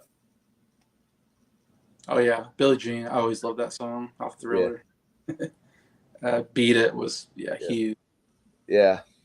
With Van Halen playing Oh guitar. yeah, Eddie Van Halen. That's a great guitar solo, by the way. So it's on rock. It's on one of the Guitar Heroes. I think I played that on Guitar Hero. I think if I remember right, one of those songs. Of course, Weird Al Yankovic had one of the best parody songs of all Parodies. Well, he had two of the best parody songs of all time: "Eat It" time. and "Fat." Fat. Yeah, yeah. Eat It and Fat. Too iconic for Weird Al as well. Yeah, good way to end the '80s on our '80s Hall of Fame. Get Michael Jackson there, though controversial, I have to admit. Yeah. But yeah, we've covered 50 artists in our '80s Hall of Fame. We covered 30 just on this video. Wow. And Because we're about 3 hours in, and we covered 30. we covered also some bonus picks as well. Yeah. All of yours, all of Scott's, and half of mine. So we did quite Yeah. a bit in the video, but that closes out our '80s list. I did one on the '60s, '70s, and now '80s, and we're going to do one on the '90s as well. Yeah. I'm There's looking forward to that as well. but there's only 4 of us on the '90s, so it's only 40 artists of the '90s period. Didn't Scott select some for the 90s as well? Or oh, he Now, didn't do 90s. Okay. just Adam Breyer, Jacob, and me. Okay. Neither Nick or Scott wanted to participate in the '90s. Yeah. I was able to come up with artists I was familiar with in the 90s. I was trying to reflect different genres. I know. I think I got about 2 or 3 country artists. Yeah, I'm looking at it right now. You got you got my favorite artist on your list. Yeah. Which I kind of knew you would, so that's fine. Yeah, you got two big female artists as Oh well. yeah. I remember which ones. The only artist that was on my list that didn't make it into our 80s, I had Billy Idol on here, Bryan Adams. Bryan Adams is probably the biggest name that I probably should be on here, but I didn't get on there. It was kind of between like Bryan Adams and like Pat Benatar for me, but yeah, well, Bryan Adams is good too.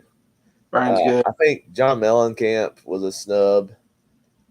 Mellencamp, yeah. Another one, I don't know if any of the other artists picked them, but it dawned on me another snub, if it didn't get picked, is Talking Heads.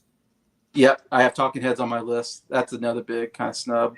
Yeah, I feel kind of bad that they were snubbed because Talking Heads has some cool stuff. I don't know enough about them to put them on there, but I know they're a big name. So, well, Mellencamp will be on our 90s list. Now I'm looking at it. So we will get him on there. I think I might have picked him, actually. You did. Pick I'm looking at the list. I'm like, oh, you got him on there. I thought we got him on there. Like George Michael is going to be on our 90s list. He missed on our 80s, but we'll see him in the 90s. And the Smiths will. I think Smiths was talking. Adam. That was a bonus pick for Adam. And then Hall & Oates was a pick for you that I had on my list. Yeah. Went there. Cyndi Lauper, another good one that probably could be on here. Oh, she got snubbed. I'm surprised. Yeah, Cyndi Lauper got snubbed. Again, I don't know enough of her music, but she does have some. I mean, girls just want to have fun. Did anyone mention Joan Jett? Joan Jett. I don't think so. I guess she got snubbed too. Yeah, I'm not seeing her name. Oh, wow. Joan Jett and the Blackhearts over. Yeah, you might be right. I didn't write her down, but you're right. She might have got snubbed as well. Wow, that's kind of crazy too. But you can't include everybody. I think I know how people feel when they snub some of these rock hall artists. Like, why aren't these in here? Why aren't these in here? Like, you can't get everybody. Right. The Rhythmics, everybody either. Your Rhythmics, I'm not a fan, but I know they're kind of a big name. Oh yeah, Sweet Dreams is one of my favorite '80s songs. Wham didn't get on here, but like I said, George Michael will get on a different list, so at least he's on there. Stevie Nicks could have been on here, but we already got her in on the rumors. Fleetwood Mac, sorry. She already got on Fleetwood Mac, so I didn't feel like I needed to put her on here, but she had a great 80s as well. The Bangles was pretty popular. Yeah. And the Go-Go's, I believe. Oh, yeah, the Go-Go's. Oh, and then I guess you could also say Belinda Carlisle because she broke off and had a solo career in the 80s. Oh, really? Okay. Yeah. She had songs like I Get Weak and Heaven is a Place on Earth. Yeah. So those were the names that I wrote down that didn't get on that probably could have gotten on, but you just don't have the 50 artists. You don't have room for everybody. Yeah. Covered, I think, the 50 big ones. I mean, we got Michael Jackson in there. We got U2 in there. I just put my book away, but, we got Carr. I remember Madonna, I think, Breyer, inducted her, I think. We got Metallica in there. We got AC/DC in there. I put Weird Al in there. I thought that was a big one, but that was me. Yeah. Well, Weird, even with people associating him with the parodies, he's probably the most recognizable artist in the comedy genre, and he's seen as a pop culture icon. So I can see why he'd be on here. Oh yeah, he's pop culture icon. Huey Lewis, so dang funny too. Yeah, I got Huey Lewis and the News on there. It was one of my favorites. But yeah, so I feel like we covered. Prince is on there. I think we covered all the big ones. So I'm happy with the list personally. But yeah, so that's the end of our 80s Music Hall of Fame. Almost 3 hours. We finished it. We have the 90s next. Me, Jacob, Adam, and Briar will cover that at some point. Don't know when. We'll see. I don't know how we're going to do that. We're going to split up probably 2 videos again because it would be too long to get 40 done. Yeah. Plus, I've got I've got two bonus picks I talked about. I forgot. I got two bonus picks to talk about. For the 90s. Yeah, I still haven't done my two bonus picks for just for any decade. Oh, okay. And then I think Adam has one more bonus pick, maybe. So, anyways, I use my two for the 80s. you used your two. I think Brian uses two, and we use Scott's two. So, and Nick uses already. Yeah, Nick used his two. One of them wasn't even representative of any decade. He just picked Taylor Swift. Yeah, yeah, that was a shock. I'm like, Taylor Swift, really? Like, okay. I mean, she was born in 1989. Yeah, that's true. Yeah, she's more 2000s, 2010s. Yeah. Her first album was in 2006. Yeah. So, yeah, a little bit later on, but I mean, she deserves to be in a Music Hall of Fame, just not. At some point, at some point she'll be in those for sure. So, yeah. So. Just not right now. Give her another decade or so, and she'll be in stuff. And you put Johnny Cash in? I can't remember. That was Nick that did that. Nick, well, but yeah. I thought about doing Johnny Cash, but like Johnny Cash didn't have his best stuff in the 80s. So I'm like, it was weird doing him for 80s. So yeah. Anyway, so thanks for joining me, Jacob, on this. Yeah, thank you for having me. Yeah, it was fun talking about some artists and all that, and we'll talk again soon, I'm sure. Oh yeah. Yeah. Anything else you want to say? I mean, if you hadn't subscribed to my channel, feel free to do that. Yes, Jacob Martin. I've been doing more reviews of musical artists. We just wrapped up Creedence Clearwater Revival. I think Nick's currently on a break until mid-September. So when he gets back, I think we're going to finish the Beatles. We're going to start the Doors and also Elvis. Yeah. And also I'm doing a solo deep dive, and I'm doing reviews for him this time. I'm going through John Denver right now. Yep, you're doing John Denver. That's right. So that's some of the stuff I got. Occasional movie stuff, which I hadn't been doing as much as in the past, but I still have the Celebrating Disney series where I go through different Disney movies on a weekly basis. I have the Discussing DreamWorks series with Ryan Cam, and then the Exploring Don Bluth series with Henry Mockingbird, and those are once a month. Yeah. Check out Jacob Martin's channel for more music and movies, just like mine. So just thank you for the comments, Keith and Mike and Nick at the end. Please feel free to comment on your favorite artists of the 80s if you want on the comments if you're watching this. And thanks for watching, and see you later.